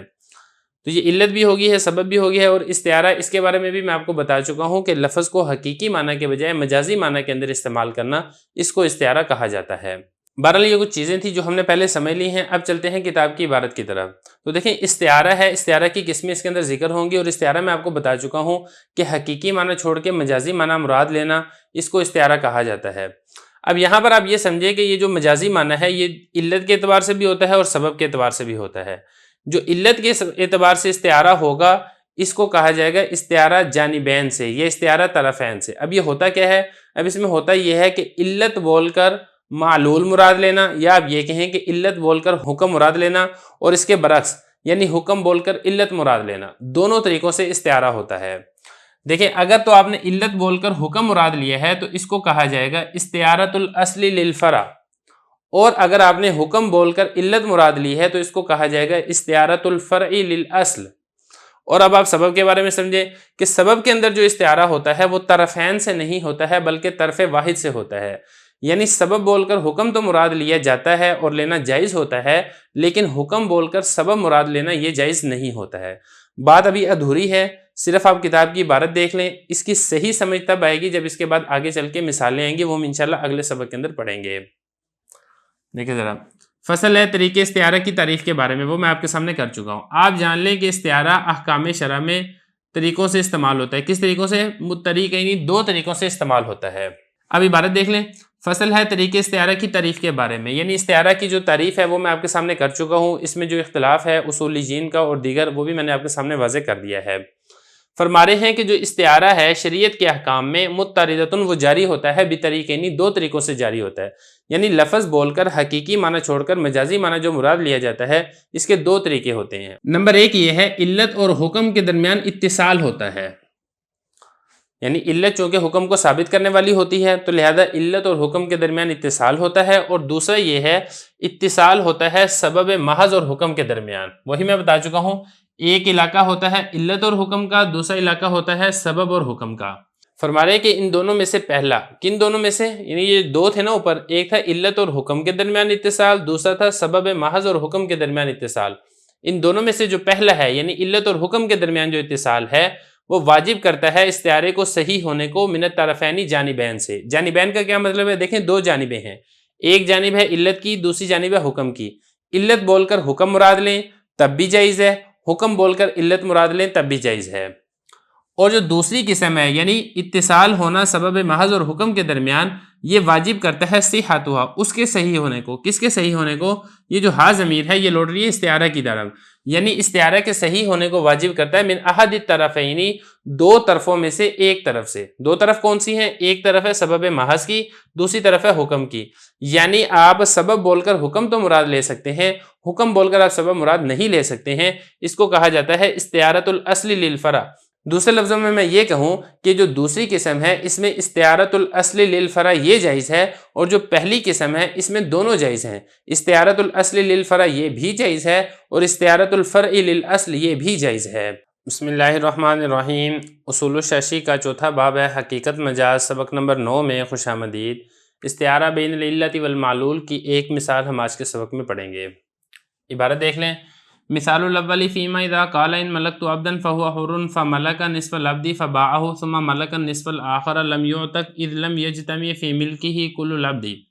ولو قال ان اشتريت عبدا فهو حر فاشترى نصف العبد فباعه ثم اشترى النصف الاخر اعتق النصف الثاني ولو انا بالملك الشراء وبالشراء الملك صحت نیتہ بطریق المجاز لأن الشراء علت الملک والملک حکمہ فعمت الاستعارۃ بین العلت والمعلول من الطرفین الا انه فيما يكون تخفيفا في حقه لا يصدق في حق القضاء خاصة لمعنى التهمة لا لعدم الاستعارة۔ عبارت ہوگی ہے، اس کا ترجمہ دیکھ لیں۔ پہلے کی مثال یہ ہے کہ جب اس نے کہا ان ملکت عبدن فہو حر، وہ مالک ہوا نصف غلام کا، اس نے اس کو بیچ دیا، پھر مالک ہوا دوسرے نصف کا، تو آزاد نہیں ہوگا، اس لیے کہ اس کی ملکیت کے اندر تمام غلام جمع نہیں ہوا ہے۔ اور اگر کہا اس نے اگر میں نے غلام خریدا تو وہ آزاد ہے، اس نے نصف غلام خرید لیا، پھر اس کو بیچ دیا، پھر نصف غلام خرید لیا، تو نصف غلام آزاد ہو جائے گا دوسرے والا۔ اور اگر اس نے مراد لیا ملک سے شراء کا یا شراء سے ملک کا، تو نیت اس کی صحیح ہوگی مجاز کے طریقے سے، اس لیے کہ شراء یہ علت ہے ملک کی اور ملت اس کا حکم ہے، لہذا استعارہ عام ہوگا علت اور معلول کے درمیان طرفین سے، مگر یہ کہ اس صورت میں جس میں تخفیف ہو اس کے حق میں تو تصدیق نہیں کی جائے گی، حق قضاء میں خاص طور پر تہمت کے معنی کی وجہ سے، نہ کہ استعارہ کے نہ پائے جانے کی وجہ سے۔ عبارت ہو گئی ہے، ترجمہ ہو گیا ہے، اب چلتے ہیں اس کی تشریح کی طرف۔ دیکھیں مسئلہ ہم نے یہ پڑھا تھا کہ لفظ حقیقی معنی چھوڑ کر مجازی معنی میں استعمال ہو، اس کو مجاز بھی کہتے ہیں، اس کو استعارہ بھی کہتے ہیں۔ پھر استعارہ کی دو قسمیں ہم نے پڑھی تھی، استعارہ بین العلت والمعلول، اور دوسرا ہم نے پڑھا تھا استعارہ بین السبب والحکم۔ تو دیکھیں یہاں پہ جو پہلی قسم ہے یعنی استعارہ بین العلت والمعلول، اس کی حضرت مثال ذکر کر رہے ہیں، یعنی علت بول کر معلول حکم مراد لیا جائے یا پھر معلول بول کر علت یہ مراد لی جائے۔ اگر علت بول کر آپ معلول مراد لے رہے ہیں تو اس کو کہا جائے گا استعارۃ الاصل للفرع، اور اسی طریقے سے اگر معلول یعنی حکم بول کر علت مراد لے رہے ہیں تو اس کو کہا جائے گا استعارۃ الفرع للاصل۔ تو مثال کیا ہے اس کی؟ مثال سے پہلے کچھ چیزیں ہیں ان کو سمجھ لیں تاکہ بات سمجھنی آسان ہو جائے گی۔ سب سے پہلی بات تو یہاں پر یہ ہے کہ ملکیت یا ملک یہ حکم ہے، اس کو آپ حکم بھی کہہ سکتے ہیں، حکم کا دوسرا نام معلول بھی ہے، کیونکہ جب علت کے مقابلے میں آپ حکم لے کر آئیں گے تو اس کو معلول کہا جائے گا، یعنی جس کی علت نکالی جاتی ہے۔ اور شراء یہ علت ہے۔ لیکن جو حکم ہے نا ملکیت کا، یہ تبھی لگتا ہے نا جب انسان غلام کو خریدتا ہے، تو غلام کو خریدنا اس کی وجہ سے حکم لگ رہا ہے ملکیت کا، تو خریدنا یہ ہوگا علت اور ملکیت یہ ہوگا حکم۔ اب آپ یہاں پر اگر تو آپ نے شراء یعنی علت بول کر حکم یعنی ملک مراد لیا ہے تو اس کو کہا جائے گا استعارۃ الاصل للفرع، اور اسی طریقے سے اگر آپ نے ملکیت بول کر شراء مراد لیا ہے تو اس کو کہا جائے گا استعارۃ الفرع للاصل، کیونکہ ان کے درمیان جو تعلق اور علاقہ ہے وہ علت اور معلول کا ہے، اور جہاں پر علت اور معلول کا علاقہ ہو وہاں پر استعارہ جانبین سے درست ہوتا ہے، یعنی آپ علت بول کر حکم ملک بھی مراد لے سکتے ہیں، ملک بول کر حکم علت شراء بھی مراد لے سکتے ہیں، دونوں طریقوں سے آپ کر سکتے ہیں۔ ایک مسئلہ یہاں پر یہ ہو گیا۔ اب دوسرا مسئلہ جو ہے یہاں پہ جو اس کے اندر ذکر کیا جا رہا ہے اب اس کو سمجھ لیں۔ دیکھیں ایک شخص نے یہ کہا ان اشتریت عبدا فہو حر، اگر میں نے غلام کو خریدا تو وہ غلام آزاد ہے، ایک جملہ یہ ہے۔ دوسرا جملہ یہ ہے اس نے یہ کہا ان ملکت عبدا فہو حر، اگر میں غلام کا مالک ہوا تو وہ غلام آزاد ہے۔ پہلی بات جو اس میں سمجھنے کی ہے وہ یہ ہے کہ شراء پایا جائے، یعنی وہ پورا کا پورا غلام خریدنا پایا جائے، تب اس کو ہم کہیں گے کہ یہ شراء پایا گیا ہے۔ دوسری چیز یہ ہے کہ ملکیت یعنی پورے کے پورے غلام کے اوپر ملکیت پائی جائے، تو تب ہم یہاں پہ کہیں گے کہ یہاں پہ ملکت والا حکم یہ جاری ہو رہا ہے۔ اب اگلی بات آپ یہاں پر یہ سمجھے کہ عرف کے اندر کیا استعمال ہوتا ہے۔ دیکھیں عرف کے اندر جب کہا جاتا ہے نا ان اشتریت کہ میں نے کسی چیز کو خریدا، تو خریدنے کے بارے میں عرف کے اندر یہ چیز ضروری نہیں ہوتی کہ ساری کی ساری چیز کا اکٹھا ہونا خریدنا یہ ضروری ہو، بلکہ آپ نے کوئی چیز خریدی ہے پھر اس کو بیچ دیا، پھر تھوڑی سی چیز دوبارہ خرید لی، پھر اس کو بیچ دیا، پھر تھوڑی سی چیز خرید لی، تو اس پوری چیز کے اوپر خریدنا یہ پایا جاتا ہے۔ لیکن ملکیت کے اوپر ایسا نہیں ہے۔ اگر آپ نے کوئی چیز آدھی خریدی ہے پھر اس کو بیچ دی ہے، پھر آدھی آپ نے خریدی ہے، تو یہ نہیں کہا جائے گا کہ آپ نے فلان چیز خریدی ہے، کیونکہ ملکیت کے بارے میں لوگ تبھی اس کو مانتے ہیں جبکہ پوری کی پوری چیز آپ کی ملکیت میں ایک ہی مرتبہ ہے۔ اب یہاں پہ دیکھیں جب اس نے یہ کہا نا ان اشتریت عبدا فہو حر، اگر میں نے غلام خریدا تو وہ غلام آزاد ہے، پھر اس نے نصف غلام خریدا، اس کو بیچ دیا، پھر نصف غلام خریدا۔ اب چونکہ شراء پایا گیا ہے، اگرچہ متفرق طور پہ پایا گیا ہے، لیکن چونکہ شراء پایا گیا ہے تو نصف آخر یعنی جو دوسری مرتبہ اس نے غلام آدھا خریدا تھا وہ آزاد ہو جائے گا۔ سوال یہاں پہ پیدا ہوتا ہے کہ جو پہلے آدھا خریدا تھا وہ کیوں نہیں آزاد ہوگا؟ دیکھیں وہ آزاد اس لیے نہیں ہو سکتا ہے کیونکہ وہ غلام اب اس کی ملکیت میں نہیں ہے، وہ تو غلام آگے بیچ چکا ہے، وہ تو جس کی ملکیت میں ہے وہ چاہے گا تو بیچے گا، وہ چاہے گا تو نہیں بیچے گا۔ تو سوال یہاں پر یہ پیدا ہوتا ہے کہ جب اس نے یہ کہا تھا ان اشتریت عبدا، اگر میں نے غلام خرید لیا تو غلام آزاد ہے، تو جب اس نے نصف اول خریدا تھا تو نصف اول خریدتے ساتھ ہی آزاد کیوں نہیں ہوا؟ دیکھیں نصف اول خریدتے ساتھ آزاد اس لیے نہیں ہوا ہے کیونکہ غلام کے اوپر شرا، مکمل شرا ابھی نہیں پائی گئی ہے۔ غلام کے اوپر مکمل شرا تب پائی جائے گی جب وہ پورے کا پورا غلام خرید لے گا، اور جب اس نے نصف آخر خرید لیا ہے تو پھر اس کے مکمل غلام کی خرید پائی گئی ہے، اگرچہ متفرق طور پر پائی گئی ہے، اس لیے نصف آخر آزاد ہوگا، نصف اول آزاد نہیں ہوگا۔ اب بات کر لیتے ہیں ملکتو والی۔ اس نے یہ کہا ان ملکتو عبدن فہو حر، یعنی اگر میں غلام کا مالک ہوا تو وہ غلام آزاد ہے۔ اس میں نصف اول اس نے خریدا، نصف اول کا وہ مالک ہوا، پھر اس کے بعد اس نے نصف اول کو غلام کو بیچ دیا، پھر اس کا جو دوسرا نصف تھا اس کا وہ مالک ہوا، تو آیا یہ جو نصف ثانی والا ہے یعنی غلام کا جو آدھا حصہ دوسرے نمبر پر ہے یہ آزاد ہوگا یا آزاد نہیں ہوگا؟ تو اس صورت کے اندر آزاد نہیں ہوگا۔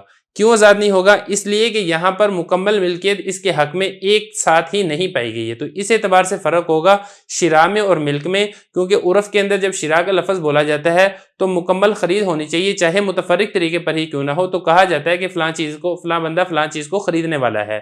لیکن ملکیت کے بارے میں ایسا نہیں ہے، ملکیت کے بارے میں تبھی ملک سمجھی جاتی ہے جبکہ پوری کی پوری ملکیت ایک ساتھ وہ جمع ہو۔ تو اب یہ والی بات تو ثابت ہوگی کہ اگر اس نے یہاں پہ غلام اشتریتو کا لفظ استعمال کرتا ہے تو نصف ثانی یہ آزاد ہوگا، اور ملکتو کا لفظ استعمال کرتا ہے تو نصف ثانی یہ آزاد نہیں ہوگا۔ اب یہ تو مسئلہ ہو گیا کلیئر۔ اب اگلی بات کر لیتے ہیں کہ اس کے اندر استعارہ کی۔ اب یہ والی بات بھی میں آپ کو ثابت کر چکا ہوں کہ ملک یہ حکم ہے اور شراء یہ علت ہے، علت بول کر حکم مراد لینا یہ بھی درست ہے، اور حکم بول کر علت مراد لینا یہ بھی درست ہے۔ اب یہاں پر آپ یہ سمجھیں کہ ان اشتریت عبدن فہو حر والی صورت میں نصف ثانی یہ آزاد ہو رہا تھا، اگر وہ ان اشتریت عبدن فہو حر بول کر ملکتو مراد لیتا ہے تو گویا کہ اس نے علت بول کر معلول یعنی حکم مراد لیا ہے، تو پھر اس صورت کے اندر جو نصف ثانی ہے وہ آزاد نہیں ہوگا، کیونکہ ملکیت کے بارے میں آپ کو بتا چکا ہوں کہ پورے کے پورے غلام کا ایک ساتھ ہی ملکیت میں آنا ضروری ہے، اور یہاں پر نہیں آیا ہے۔ اور اسی کے برعکس صورت میں دیکھیں، اگر اس نے یہ کہا ان ملکتو عبدن فہو حر، یہاں پہ میں نے آپ کو یہ بتایا تھا کہ جو نصف ثانی غلام ہے وہ آزاد نہیں ہوگا، لیکن اگر اس نے ان ملکتو بول کر ان اشتریتو مراد لیا ہے تو پھر نصف ثانی غلام یہ آزاد ہو جائے گا۔ کیوں؟ کیونکہ یہاں پر بھی دیکھیں حکم یعنی ملکیت بول کر جو علت ہے شراء وہ مراد لیا گیا ہے، تو اس کو کہا جاتا ہے استعارۃ الفرع للاصل، اور یہ بھی جائز ہے۔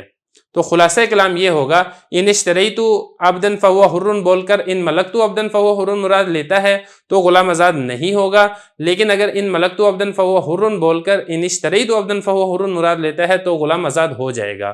یہ تو ہو گیا مسئلہ۔ پھر آگے ایک بات اور ہے، وہ ایک بات یہاں پر اور یہ ہے کہ دیکھیں سوال یہاں پر ہو سکتا ہے، سوال کیا ہوتا ہے وہ میں بعد میں کروں گا، تو پہلے آپ عبارت دیکھ لیں پھر انشاءاللہ سوال کا جواب دیتے ہیں۔ پہلے کی مثال یعنی مثال اول سے کیا مراد ہے، یعنی جہاں پہ استعارہ بین العلت والمعلول ہو، اس کی مثال یہ ہے کہ جب اس نے یہ کہا ان ملکتو عبدن فہو حر، وہ مالک ہوا نصف غلام کا، اس نے اس کو بیچ دیا، پھر مالک ہوا نصف آخر کا، تو وہ نصف آخر غلام آزاد نہیں ہوگا، اس لیے کہ اس کی ملکیت کے اندر پورا غلام جمع نہیں ہوا ہے۔ پورا غلام جمع ہوگا تو تب ملک پائی جائے گی عرف کے مطابق۔ ولو قال، اور اگر اس نے یہ کہا ان اشتریت عبدن فہو حر، اس نے پھر خرید لیا نصف غلام کو، پھر اس کو بیچ دیا، پھر اس نے خرید لیا نصف آخر کو، تو جو نصف آخر ہے وہ آزاد ہو جائے گا۔ نصف اول کیوں نہیں آزاد ہوگا وہ میں آپ کو بتا چکا ہوں، کیونکہ وہ تو اس کی ملکیت میں ہی نہیں ہے۔ نصف ثانی کیوں آزاد ہوگا؟ کیونکہ شراء پایا گیا ہے، اگرچہ سارا اکٹھا نہیں پایا گیا، متفرق طور پہ پایا گیا ہے، لیکن عرف کے اندر اس کو شراء سمجھا جاتا ہے، لہذا نصف ثانی آزاد ہو جائے گا۔ ولو انا بالملک یا شراء، اور اگر اس نے ملک بول کر شراء مراد لیا، یعنی ان ملکتو کہہ کے ان اشتریتو مراد لیا، یا اس نے شراء بول کر ملک مراد لیا، ان اشتریتو کہہ کے ملک مراد لیا، تو پھر کیا ہے صحت نیتہ بطریق المجازی، مجاز کے طریقے پر اس کی نیت صحیح ہے۔ مجاز کہہ لیں، استعارہ کہہ لیں، جیسا کہ میں آپ کو بتا چکا ہوں مجاز اور استعارہ اصولیین کی اصطلاح میں دو نام ہے، چیز ایک ہے۔ کیوں؟ اس لیے کہ شراء یہ علت ہے ملک کی، اور ملت یہ حکم ہے علت کا، تو لہذا استعارہ عام ہوگا علت اور معلول کے درمیان۔ دیکھیں یہاں پہ حکم کہا ہے، یہاں پہ معلول کہا ہے، بات ایک ہے، نام دو ہیں، معلول بھی آپ کہہ سکتے ہیں، حکم بھی آپ کہہ سکتے ہیں، چیز ایک ہی ہے۔ من الطرفین، اس لیے استعارہ کیا ہے وہ عام ہوگا من الطرفین، دونوں جانبوں سے۔ یہاں تک مسئلہ کلیئر ہو گیا۔ آخری لائن دیکھیں، الا انه فيما يكون تخفيفا في حق لا يصدق في حق القضاء۔ دیکھیں یہ ایک اعتراض اور اس کا جواب ہے۔ اعتراض اس کے جواب سے پہلے آپ ایک دو باتیں سمجھ لیں، ان میں سے ایک ہے دیانتن، دوسری ہے قضان۔ دیانتن کہتے ہیں وہ معاملہ جو اس کے اور اللہ کے درمیان ہو، اور قضان کہتے ہیں وہ معاملہ جو اس کے اور قاضی کے درمیان ہو۔ قاضی جس مسئلے کے اوپر فیصلہ کرتا ہے اس کو قضان کہا جاتا ہے۔ اب یہاں پر یہ سمجھیں کہ اگر تو یہ کہتے ہیں نا کہ ان ملکتو بول کر اشتریتو مراد لیتے ہیں، تو پھر نصف ثانی غلام آزاد ہوتا ہے، تو اس کا کسی قسم کا کوئی فائدہ نہیں ہے۔ اور اگر یہ اشتریتو بول کر ان ملکتو مراد لیتا ہے تو پھر اس صورت کے اندر نصف ثانی غلام آزاد نہیں ہوگا، تو پھر اس میں اس کا فائدہ ہے. فائدہ اس میں اس طریقے سے ہے کہ اس کا نقصان ہونے سے بچ گیا، کہ اگر غلام اس کی ملکیت سے نکل جائے گا تو اس کا نقصان ہے. تو لہذا اس صورت کے اندر اس کے اوپر ایک تہمت لگ سکتی ہے کہ اس نے اپنے فائدے کے لیے جھوٹ بولا ہو. یعنی اشتریتو بول کر وہ کہتا ہے میں نے ان ملکتو مراد لی ہے. استعارے کے اعتبار سے دیکھیں تو استعارہ تو ٹھیک ہے، لیکن اس میں اس کے اوپر ایک تہمت لگ سکتی ہے کہ ہو سکتا ہے اس نے اشتریتو بول کر ان ملکتو مراد نہ لیا ہو اور یہ اپنے فائدے کے لیے اب یہ جھوٹ بول رہا ہو کہ چلو اگر میں ان ملکتو مراد لے لوں گا تو میرا غلام آزاد ہونے سے بچے گا، تو اس کے اوپر تہمت لگ جاتی ہے. تو لہذا جب موضع تہمت ہو تو پھر اس صورت کے اندر حکم یہ ہوتا ہے کہ دیانتاً تو اس کی بات کی تصدیق کی جائے گی. اس کا اور اللہ کا معاملہ ہے، اگر تو قاضی تک فیصلہ نہیں جاتا ہے اور اگر وہ خود سمجھتا ہے کہ میں نے واقعی اشتریتو بول کر ان ملکتو مراد لیا تھا تو بس ٹھیک ہے، صحیح ہے. اگر یہ جھوٹ بولے گا تو اللہ تعالیٰ سے پا لے گا. لیکن اگر یہ قاضی کے پاس مسئلہ چلا جاتا ہے، قاضی کی عدالت میں، تو قاضی جو ہے فیصلہ یہ کرے گا کہ اشتریتو بول کر ان ملکتو مراد لیے، تو اس کے اوپر فیصلہ نہیں کرے گا کہ بھئی آپ کا غلام آزاد نہیں، یہ نہیں کہے گا، بلکہ وہ کہے گا کہ آپ کا غلام آزاد ہو چکا ہے. کیوں؟ کیونکہ اس صورت کے اندر اس کے اوپر تہمت لگ رہی ہے، اور موضع تہمت کے اندر جو فیصلہ ہے وہ پھر اس آدمی کے حق کے اندر نہیں آتا ہے جو کوئی اس قسم کی بات کرتا ہے. تو یہ حضرت فرما رہے اللہ انہو، مگر یہ کہ جس صورت میں اس کے حق میں تخفیف ہوگی تو قضاً اس کی تصدیق نہیں کی جائے گی، خاص طور پر تہمت کے معنی کی وجہ سے. چونکہ یہاں پہ تہمت پائی جا رہی ہے لہذا قاضی اس کی تصدیق نہیں کرے گا. البتہ جو دیانتاً ہے اس کا اور اللہ کے معاملہ ہے اس میں اس کی تصدیق ہو جائے گی. لا لعدم الاستعارتی، دیکھیں یہاں پر جو غلام آزاد نہیں ہوگا نا، اشتریتو بول کر ان ملکتو مراد لیے تو غلام آزاد نہیں ہوگا. اس کی وجہ یہ نہیں ہے کہ استعارہ درست نہیں ہے، بلکہ اس کی وجہ یہ ہے کہ یہاں پہ تہمت پائی جا رہی ہے. استعارہ یہاں پہ بہرحال درست ہے، اگر تہمت نہ ہوتی تو استعارے کی وجہ سے یہ والا مسئلہ درست ہونا تھا، لیکن چونکہ تہمت پائی جا رہی ہے لہذا اس کی تصدیق نہیں کی جائے گی. بسم اللہ الرحمن الرحیم. اصول الشاشی کا چوتھا باب ہے حقیقت مجاز، سبق نمبر 10 میں خوش آمدید. آج کے سبق میں استعارہ بین السبب والحکم کی ہم مثال پڑھیں گے. عبارت دیکھ لیں. ومثال الثانی اذا قال لامرأته حررتك ونوابه الطلاق يصح لأن التحرير بحقيقته يوجب زوال ملك البزع بواسطة زوال ملك الرقبة فكان سببا محضا لزوال ملك المتعة فجاز أن يستعار عن الطلاق الذي هو مزيل لملك المتعة ولا يقال لو جعل مجازا عن الطلاق لوجب أن يكون الطلاق الواقع به رجعيا كصريح الطلاق لأننا نقول لا نجعله مجازا عن الطلاق بل عن المزيل لملك المتعة وذلك في البائن إذ الرجعي لا يزيل ملك المتعة عندنا ولو قال لأمته طلقتك ونوابه التحرير لا يصح لأن الأصل جاز أن يثبت به الفرع وأما الفرع فلا يجوز أن يثبت به الأصل. ترجمہ دیکھ لیں. اور دوسرے کی مثال، جبکہ اس نے اپنی عورت سے کہا حررتو کی اور نیت کرتا ہے اس سے طلاق کی تو صحیح ہے، اس لیے کہ تحریر یعنی آزاد کرنا اپنی حقیقت کے ساتھ واجب کرتا ہے ملک بزو کے زائل ہونے کو ملک راقبہ کے زوال ہونے کے واسطہ سے. لہذا یہ سبب محض ہوگا ملک متع کے زائل ہونے کے لیے. لہذا جائز ہے کہ اس کو مستعار لیا جائے اس طلاق سے جو کہ ملک متع کو زائل کرنے والی ہے. نہیں کہا جائے یہ والی بات کہ اگر اس کو آپ نے مجاز بنایا ہے طلاق سے تو واجب ہے کہ اس سے طلاق رجی واقع ہو جیسا کہ صریح طلاق سے. اس لیے کہ ہم کہتے ہیں کہ ہم نے اس کو طلاق سے مجاز نہیں بنایا ہے بلکہ ہم نے اس کو مجاز بنایا ہے ملک متع کے زائل کرنے والی طلاق سے، اور وہ بائن میں ہوتی ہے اس لیے کہ رجی وہ ملک متع کو زائل نہیں کرتی ہے ہمارے نزدیک. اور اگر اس نے اپنی لونڈی سے یہ کہا طلقتو کی اور نیت کرتا ہے آزادی کی تو صحیح نہیں ہے، اس لیے کہ اصل جائز ہے کہ اس سے فرع کا اثبات ہو، لیکن جو فرع ہے جائز نہیں ہے کہ اس سے اصل کا اثبات ہو. عبارت ہو گئی ہے، ترجمہ ہو گیا ہے. اب چلتے ہیں اس کی تشریح کی طرف. دیکھیں جیسا کہ ہم نے پڑھ لیا ہے کہ استعارے کی 2 قسمیں تھی. استعارہ بین العلت والحکم، دوسرا تھا استعارہ بین السبب والحکم. استعارہ بین العلت والحکم میں استعارہ جانبین سے ہوتا ہے، ساری تفصیل گزشتہ سبق میں ہو چکی ہے. آج کے سبق کے اندر استعارہ بین السبب والحکم کے بارے میں پڑھیں گے، اور یہ بھی میں آپ کو بتا دوں کہ یہاں پر جو استعارہ ہے جانب واحد سے درست ہے، یعنی سبب بول کر آپ حکم مراد لے سکتے ہیں، حکم بول کر آپ سبب مراد نہیں لے سکتے ہیں. یہ جو عبارت ہے اسی پر مثال حضرت نے پیش کی ہے کہ استعارہ بین السبب والحکم کیا ہے، کیسے ہو رہا ہے. لیکن اس سے پہلے کچھ چیزیں ہیں ہم اس کو سمجھیں گے تاکہ بات کو سمجھنا یہ آسان ہو جائے. دیکھیں اس میں یہ سمجھے کہ ملک بزو کیا ہوتی ہے، ملک متع کیا ہوتی ہے اور ملک رقبہ کیا ہوتا ہے، اس کو ذرا سمجھنا ہے. سب سے پہلے آپ سمجھے کہ بزو کسے کہتے ہیں. بزو کہتے ہیں عورت کی فرج یعنی آگے والی شرمگاہ کو. اور متع کیا کہتے ہیں، متع بھی یہی والا مطلب ہوتا ہے، یعنی عورت کی آگے والی شرمگاہ سے وطی کرنا. جب شوہر عورت سے نکاح کرتا ہے تو اس کو ملک بزو حاصل ہوتی ہے، یعنی اس کو ملک متع حاصل ہوتی ہے، وہ عورت کی آگے والی شرمگاہ کا مالک بنتا ہے، اس پر وہ وطی کر سکتا ہے. یہ تو ہو گیا ملک بزو اور ملک متع. اب آپ یہ سمجھے کہ ملک راقبہ کیا ہوتی ہے۔ دیکھیں آقا جب کسی لونڈی کو خریدتا ہے تو اس کو ملک راقبہ حاصل ہوتی ہے۔ راقبہ کا مطلب ہوتا ہے گردن، لیکن اس سے مراد ہوتا ہے پورا جسم، یعنی جب آقا نے لونڈی کو خریدا ہے تو اس کے پورے جسم کا مالک ہو جاتا ہے، تو جب اس کے پورے جسم کا مالک ہوتا ہے تو اس کی شرمگاہ کا بھی وہ مالک ہو جاتا ہے، اور ملک راقبہ کے واسطہ سے اس کو ملک بزو یعنی ملک متع بھی حاصل ہوتی ہے۔ آقا اپنی لونڈی سے وطی یہ کر سکتا ہے۔ تو خلاصہ کلام یہ نکلا کہ ملک راقبہ یہ سبب بنتا ہے اور ملک بزو یا ملک متع یہ بنتا ہے مسبب۔ اب اگلی بات آپ یہاں پر یہ سمجھے کہ جو ملک متع اس کا زوال ہے یہ طلاق بائن سے ہوتا ہے۔ مطلب کہنے کا یہ ہے کہ شوہر کو جو پہلے ملک متع حاصل تھی وہ عورت سے وطی کر سکتا تھا، جب اس نے اس کو طلاق بائن دے دی تو پھر یہ ملک متع زائل ہو جاتی ہے۔ تو یہ جو ملک متع کا جو زائل ہے یا مزیل ہے یہ ہے طلاق بائن۔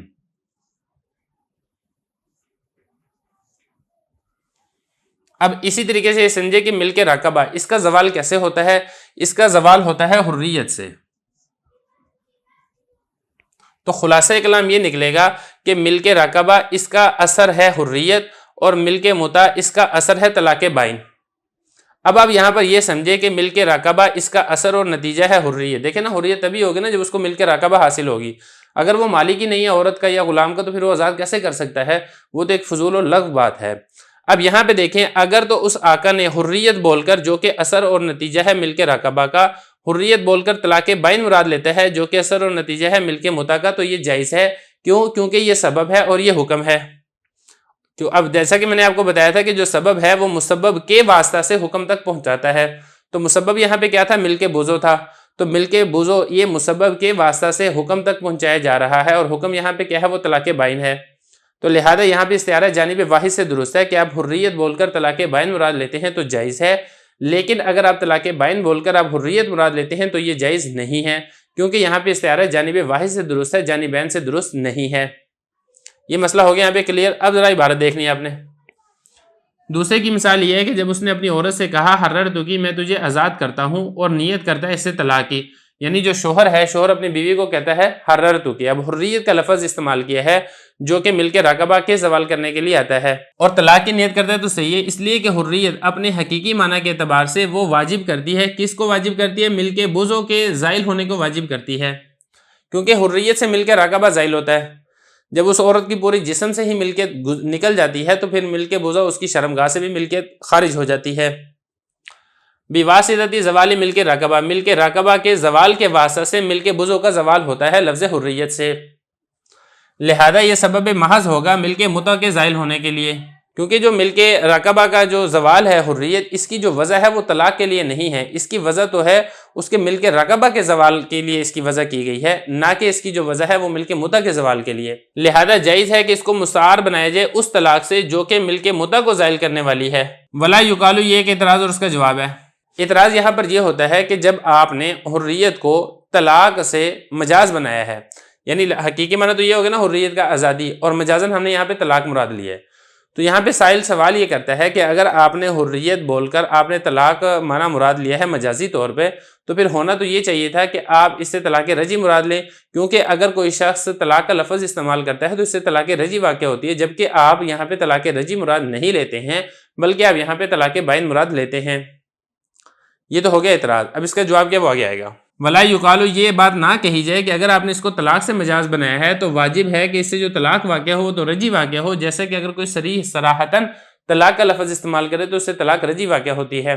اس کا جواب یہ ہے کہ دیکھیں ہم نے اس سے طلاق سے مجاز نہیں بنایا ہے، کہ مجازی معنی ہم نے طلاق مراد نہیں لیا ہے، بلکہ ہم نے مجازی معنی یہاں پر مراد لیا ہے مزیل ملک متع، یعنی وہ طلاق جس سے ملک متع کا زوال ہوتا ہو، کیونکہ جب اسے ملک راقبہ کا زوال ہوگا تو ملک بزا کے واسطے سے ملک متع کا بھی زوال ہو جائے گا، تو لہذا ہم اس کو مجاز بنائیں گے اس طلاق سے جس سے ملک متع کا زوال ہوتا ہو، اور ملک متع کا زوال طلاق بائن میں ہوتا ہے، طلاق رجی میں نہیں ہوتا ہے، کیونکہ طلاق رجی میں خاوند کے پاس ملک متع یہ حاصل ہوتی ہے، زائل نہیں ہوتی ہے۔ لینا نقول، اس لیے کہ ہم کہتے ہیں کہ ہم نے اس کو طلاق سے مجاز نہیں بنایا ہے بلکہ ہم نے اس کو مجاز بنایا ہے مزیل ملک متع سے، یعنی اس طلاق سے ہم نے اس کو مجاز بنایا ہے جو کہ ملک متع کو زائل کرنے والی ہو، اور ایسا طلاق بائن میں ہوتا ہے جب طلاق بائن دے دی جاتی ہے تو خاوند کے پاس وطی کا اختیار ختم ہو جاتا ہے، اس لیے کہ جو طلاق رجی ہے وہ ملک متع کو زائل نہیں کرتی ہے ہمارے نزدیک۔ اچھا اب اس کا برعکس کر لیں، اس کا برعکس یہ ہوگا کہ آقا نے اپنی لونڈی کو کہا تلقتو کی کہہ کے حررتو کی مراد لیتا ہے، تو پھر ایسا جائز نہیں ہے. کیونکہ طلاق یہ حکم ہے اور حریت یہ سبب ہے، اور حکم بول کر سبب مراد نہیں لیا جا سکتا ہے، کیونکہ استعارہ جانب واحد سے درست ہے، جانبین سے درست نہیں ہے. ولو قال الیمنی، اگر اس نے اپنی لونڈی سے کہا تلقتو کی اور نیت کرتا ہے تحریر یعنی آزادی کی، لا یصح تو صحیح نہیں ہے، اس لیے کہ اصل سے تو جائز ہے کہ اس سے فرع کا اثبات ہو، لیکن جو فرع ہے اس سے اصل کا اثبات جائز نہیں ہے. بسم اللہ الرحمن الرحیم. اصول الشاشی کا چوتھا باب ہے حقیقت مجاز. سبق نمبر 11 میں خوش آمدید. آج کے اس سبق میں استعارہ بین السبب والحکم کی دوسری مثال پڑھیں گے. عبارت دیکھ لیں. وعلى هذا نقول ينعقد النکاح بلفظ الہبۃ والتملیک والبیع لأن الہبۃ بحقیقتها توجب ملک الرقبۃ وملک الرقبۃ یوجب ملک المتعة فی الاماء فكانت الہبۃ سببا محضا لثبوت ملک المتعة فجاز ان يستعار عن النکاح وكذلك لفظ التملیک والبیع ولا ينعكس حتى لا ينعقد البیع والہبۃ بلفظ النکاح ثم في كل موضع يكون المحل متعينا لنوع من المجاز لا يحتاج فيه الى النية لا يقال ولما كان امكان الحقيقة شرطا لصحة المجاز عندهما كيف يصار الى المجاز في صورة النكاح بلفظ الهبة مع ان تمليك الحرة بالبيع والهبة محال لأن نقول ذلك ممكن في الجملة بين ارتدت ولاحقت بدار الحرب ثم سبيت وصار هذا نظير مس السماء وأخواته. ترجمہ دیکھ لیں. اور اسی بنا پر ہم کہتے ہیں کہ نکاح منعقد ہو جائے گا لفظ ہبہ سے، لفظ تملیک سے، لفظ بیع سے، اس لیے کہ ہبہ اپنے حقیقی معنی کے ساتھ واجب کرتا ہے ملک رقبہ کو، اور ملک رقبہ واجب کرتا ہے ملک متع کو لونڈیوں میں. لہذا ہبہ یہ سبب محض ہوگا ملک متع کے ثبوت کے لیے، تو جائز ہے کہ اس کو مستعار مانا جائے نکاح سے، اور اسی طریقے سے لفظ تملیک، لفظ بیع. لیکن اس کا برعکس نہیں ہے، یہاں تک کہ بیع اور ہبہ منعقد نہیں ہوگا لفظ نکاح سے. پھر ہر وہ جگہ جہاں پر محل متعین ہو مجاز کی قسموں میں سے کسی ایک قسم کے لیے، تو اس میں نیت کی محتاجی نہیں ہوگی. لا یقالو، نہ کہا جائے یہ والی بات کہ جب حقیقت کا ممکن ہونا شرط ہے مجاز کی صحت کے لیے امام صاحبین کے نزدیک، تو کیسے پھیرا جائے گا مجاز کی طرف نکاح کی صورت میں لفظ ہبہ کے ساتھ، باوجود اس کے کہ آزاد عورت کا مالک بننا بیع اور ہبہ سے یہ محال ہے. اس لیے کہ ہم کہتے ہیں کہ یہ ممکن ہے فی الجملہ اس طور پہ کہ وہ عورت مرتد ہو جائے اور دارالحرب میں چلی جائے، پھر اس کو قید بنا کر لایا جائے، اور یہ ہو جائے گی نظیر آسمان کو چھونے اور اس جیسی دوسری مثالوں کی. عبارت ہو گئی ہے، ترجمہ ہو گیا ہے. اب چلتے ہیں اس کی تشریح کی طرف. دیکھیں حضرت یہاں پہ استعارہ بین السبب والحکم کی دوسری مثال بیان فرما رہے ہیں. جیسا کہ میں نے آپ کو پہلے بتایا تھا کہ استعارہ بین السبب والحکم میں سبب بول کر آپ حکم مراد لے سکتے ہیں، حکم بول کر آپ سبب مراد نہیں لے سکتے ہیں. مثال اس کی یہ ہے، پہلے آپ اردو میں سمجھ لیں، پھر انشاءاللہ اس کے بعد کتاب کی عبارت حل کرتے ہیں. مثال اس کی یہ ہے کہ عورت مرد سے نکاح کرتی ہے لفظ بیع سے، لفظ تملیک سے، لفظ ہبہ سے. عورت کہتی ہے میں نے اپنے آپ کو بیچا، وہ کہتا ہے میں نے قبول کیا، اور مراد لیتی ہے نکاح کو، تو اس سے نکاح منعقد ہو جائے گا. یہ اسی طریقے سے کہتی ہے کہ میں نے اپنی ذات کا آپ کو مالک بنایا، وہ کہتا ہے کہ میں نے قبول کر لیا، اور مراد لیتی ہے نکاح کو، تو نکاح منعقد ہو جائے گا. یہ اسی طریقے سے عورت کہتی ہے کہ میں نے اپنی ذات کو آپ کو ہبہ کیا، مراد لیتی ہے نکاح کا، اور وہ قبول کر لیتا ہے مرد، تو اس طریقے سے نکاح منعقد ہو جائے گا. اب وجہ کیا ہے کہ اس سے نکاح منعقد کیوں ہوگا؟ فرما رہے ہیں کہ یہاں پہ استعارہ بین السبب والحکم پایا جا رہا ہے. وہ کس طریقے سے؟ دیکھیں یہ جو تین لفظ ہیں، بیع ہے، تملیک ہے اور ہبہ ہے، یہ تینوں واجب کرتے ہیں ملک رقبہ کو لونڈیوں کے اندر اور غلاموں کے اندر. مطلب آپ جو لونڈی ہے اگر آپ بیچتے ہیں تو بیچنے سے بھی لونڈیوں میں ملک رقبہ حاصل ہو جاتی ہے، اور اسی طریقے سے اگر آپ مالک بناتے ہیں تو مالک بنانے سے بھی لونڈی میں ملک رقبہ حاصل ہو جاتی ہے. اسی طریقے سے اگر آپ ہبہ کرتے ہیں تو ہبہ کرنے سے بھی لونڈی میں ملک رقبہ یہ حاصل ہو جاتی ہے، اور ملک رقبہ کے واسطہ سے ملک بزو حاصل ہوتی ہے، جس کو ہم ملک متع بھی کہتے ہیں. کیونکہ آقا کے لیے لونڈی سے جمع کرنا جائز ہے، لیکن جو آقا کے لیے لونڈی سے جمع کرنا جائز ہے یہ آ رہا ہے ملک رقبہ کے واسطہ سے. براہ راست جو ہے یہ جو لفظ ہیں بیع ہے، تملیک ہے اور ہبہ ہے، یہ ملک بزو کے اس بات کے لیے نہیں آتے ہیں، اور ملک بزو جو حاصل ہوتی ہے، ملک متع جو حاصل ہوتی ہے، اس کی جو نسبت ہے وہ براہ راست بیع، تملیک اور ہبہ کی طرف نہیں ہوتی ہے، بلکہ ملک رقبہ کے واسطہ سے ہوتی ہے. تو لہذا اسی کو سبب کہا جائے گا. جیسا کہ میں آپ کو پہلے بتا چکا ہوں کہ جو سبب ہے وہ کسی واسطہ سے حکم تک پہنچانے والا ہوتا ہے، حکم کی جو نسبت ہے وہ سبب کی طرف براہ راست نہیں ہوتی ہے.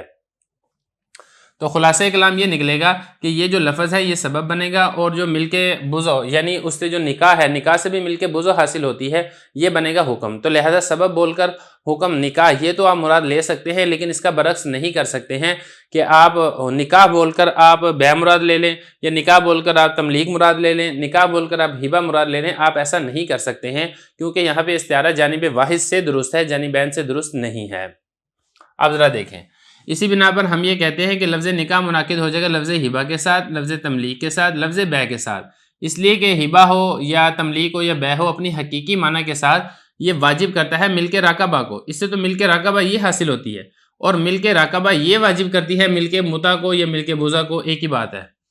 تو لہذا یہ جو ملک راقبہ ہے یہ ملک متع کو واجب کرتی ہے فی الحال لونڈیوں میں، لہذا جو ہبہ ہے یہ تو صرف اور صرف ہبہ ہے، یا اسی طریقے سے تملیک ہے، یا اسی طریقے سے بیع ہے، یہ صرف اور صرف پہنچانے والا ہے۔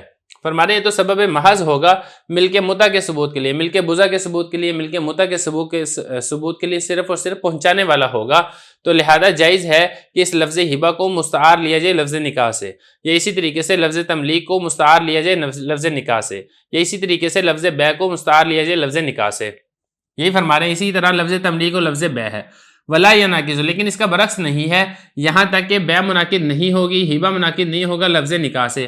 ایک آدمی کسی کو کوئی کتاب بیچتا ہے، وہ کہتا ہے کہ میں آپ سے نکاح کرتا ہوں، اور مراد اسے بیچنا لیتا ہے۔ یہ ایک آدمی کسی کو کوئی چیز گفٹ کرتا ہے، ہبہ کرتا ہے، اور مراد لفظ استعمال کرتا ہے نکاح کا، تو نکاح کا لفظ استعمال کر کے ہبہ مراد لیں، نکاح کا لفظ استعمال کر کے آپ بیع مراد لیں، تملیک مراد لیں، ایسا جائز نہیں ہے۔ یہ ہو گیا مسئلہ۔ اب آگے دیکھیں، ثم فی کل موضع یکون المحل متعینا لنوع من المجاز لا یحتاج فیہ الی النیہ۔ تو خلاصہ کلام یہاں پر یہ نکلے گا کہ یہ جو لفظ ہے، لفظ بیع، لفظ تملیک، لفظ ہبہ، یہ بول کر مجازن ہم نے نکاح مراد لیا ہے، تو اس کا حقیقی معنی کے اندر یہاں پہ لفظ استعمال نہیں ہو رہا ہے۔ کیوں استعمال نہیں ہو رہا ہے؟ وجہ یہ ہے کہ عورت ہے، عورت تو بیع کا محل نہیں ہے، آزاد عورت کو آپ بیچ نہیں سکتے، عورت تملیک کا محل نہیں ہے، آزاد عورت کا کوئی مالک نہیں بن سکتا، عورت اسی طریقے سے ہبہ کا محل نہیں ہے، آزاد عورت کو کوئی ہبہ نہیں کر سکتا، کسی کو کوئی گفٹ نہیں کر سکتا۔ تو چونکہ یہاں پہ حقیقی معنی استعمال ہونا ممکن ہی نہیں ہے، تو لہذا یہاں پہ مجازی معنی ہی متعین ہے۔ تو یہی حضرت فرما رہے ہیں کہ اگر محل ایسا ہو جو کہ متعین ہو مجاز کی قسموں میں سے کسی ایک قسم کے لیے، وہاں پہ نیت کی ضرورت بھی نہیں ہے۔ مثلا یہ جو مثالیں آپ کے سامنے دی ہے نا، اگر وہ نکاح کرتی ہے انہی صورتوں کے ساتھ، لفظ بیع کے ساتھ، لفظ تملیک کے ساتھ، لفظ ہبہ کے ساتھ، اور وہ نیت نہیں بھی کرتی ہے، تو تب بھی یہاں پہ نکاح منعقد ہو جائے گا۔ کیوں؟ کیونکہ یہاں پہ حقیقی معنی ممکن ہی نہیں ہے، اس لیے یہاں پہ مجازی معنی ہی یہ متعین ہے۔ لا یقال، یہ ایک اعتراض اور اس کا جواب ہے۔ اعتراض یہاں پر یہ ہوتا ہے، صاحبین کے اوپر اعتراض ہوتا ہے کہ دیکھیں صاحبین نے یہ کہا تھا کہ اگر لفظ کو حقیقی معنی کے بجائے مجازی معنی کے اندر استعمال کرتے ہیں تو وہاں پر یہ والی چیز ضروری ہے کہ حقیقی معنی کا فی نفسی ہی ممکن ہونا یہ ضروری ہے۔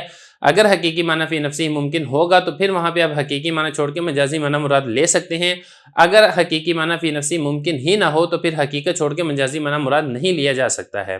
تو یہاں پہ معترض سوال یہ کرتا ہے کہ یہ جو آپ نے مثالیں دی ہیں، بیع ہے، تملیک ہے، ہبہ ہے، یہاں پر تو حقیقی معنی ممکن ہی نہیں ہے، مطلب آزاد عورت ہے، آزاد عورت تو اس کو آپ بیچ بھی نہیں سکتے ہیں، اس کو آپ تملیک مالک بھی نہیں بنا سکتے ہیں، اس کو آپ ہبہ بھی نہیں کر سکتے ہیں۔ تو جب یہاں پہ حقیقی معنی فی نفسی ہی ممکن ہی نہیں ہے تو آپ حقیقی معنی کو چھوڑ کے مجازی معنی یعنی نکاح آپ کیسے مراد لے سکتے ہیں؟ یہ تو جائز ہی نہیں ہے۔ یہ اعتراض ہے، آگے اس کا جواب آئے گا۔ لا یقالو، یہ والا اعتراض نہ کیا جائے، یہ والی بات نہ کہی جائے۔ کون سی بات؟ کہ جب حقیقت کا امکان شرط ہے مجاز کے صحیح ہونے کے لیے اندہما صاحبین کے نزدیک، کیف یصار الی المجازی، کیسے پھرا جا سکتا ہے مجاز کی طرف نکاح کی صورت میں لفظ ہبہ کے ساتھ، باوجود اس کے کہ آزاد عورت کو مالک بنانا بیع کے ساتھ، ہبہ کے ساتھ یہ تو محال ہے۔ لینا نقول، اس کا جواب یہ ہے کہ دیکھیں آزاد عورت کا مالک بننا فی نفسی ہی ممکن ہے۔ کیسے ممکن ہے؟ دیکھیں ممکن اس طریقے سے ہے کہ آزاد عورت مرتد ہو جائے، مرتد ہو کے کافروں کے ملک میں چلی جائے، پھر اس کے بعد وہاں پہ کافروں کی اور مسلمانوں کی جنگ ہو اور کافروں کے قیدی ہو جائیں، اور ان قیدیوں میں سے وہ آزاد عورت بھی قید ہو کر آ جائے، تو اب اس آزاد عورت کو مالک بنایا جا سکتا ہے۔ تو دیکھیں اگرچہ پہلے یہ آزاد تھی لیکن اس وقت یہ غلام بن چکی ہے، اور اس کا انسان مالک بھی بن سکتا ہے اور اس کو فروخت بھی کر سکتا ہے۔ یہ فرما رہے ہیں لینا نقولو، اس لیے کہ ہم یہ کہیں گے کہ دیکھیں یہاں پہ آزاد عورت کا مالک بننا فی الجملہ ممکن ہے۔ کیسے ممکن ہے؟ کہ وہ عورت مرتد ہو جائے اور دارالحرب یعنی کافروں کے ملک میں چلی جائے، ثم سبیت، پھر اس کو قید کر لیا جائے۔ یہ ایسے ہی ہو جائے گا جیسا کہ آسمان کو چھونا اور اس جیسی دوسری مثالیں ہیں۔ دیکھیں مسئلہ یہ ہے کہ جو قسم ہے، اگر محال کام کی قسم کھائی جائے تو پھر وہ قسم منعقد نہیں ہوتی ہے۔ قسم کے لیے ضروری ہے کہ فی نفسی ہی وہ کام ممکن ہو، لیکن اگر کوئی شخص یہ والی قسم اٹھا لیتا ہے کہ میں آسمان کو ہاتھ لگاؤں گا، یا وہ قسم یہ اٹھا لیتا ہے کہ میں اس پتھر کو سونے کا بنا دوں گا، یا وہ قسم اٹھاتا ہے کہ میں ہوا کے اندر اڑوں گا، تو اب فی نفسی ہی یہ کام ممکن ہے۔ ممکن کیسے ہیں؟ کہ ہو سکتا ہے اس کو کرامت کے طور پہ اللہ تعالیٰ کی جانب سے والی چیز حاصل ہو جائے، پتھر کو سونے کا بنا دے، ہوا میں اڑنے لگ جائے، آسمانوں پہ چلا جائے۔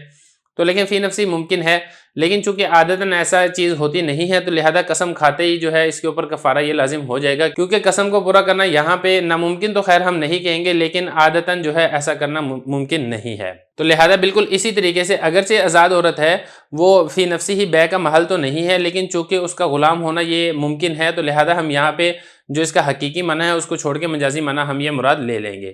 اسی کے ساتھ ہی یہ جو ہمارا چوتھا باب ہے حقیقت مجاز، یہ یہاں پہ مکمل ہو جاتا ہے۔ اب اس کے بعد انشاءاللہ اگلا باب شروع کریں گے۔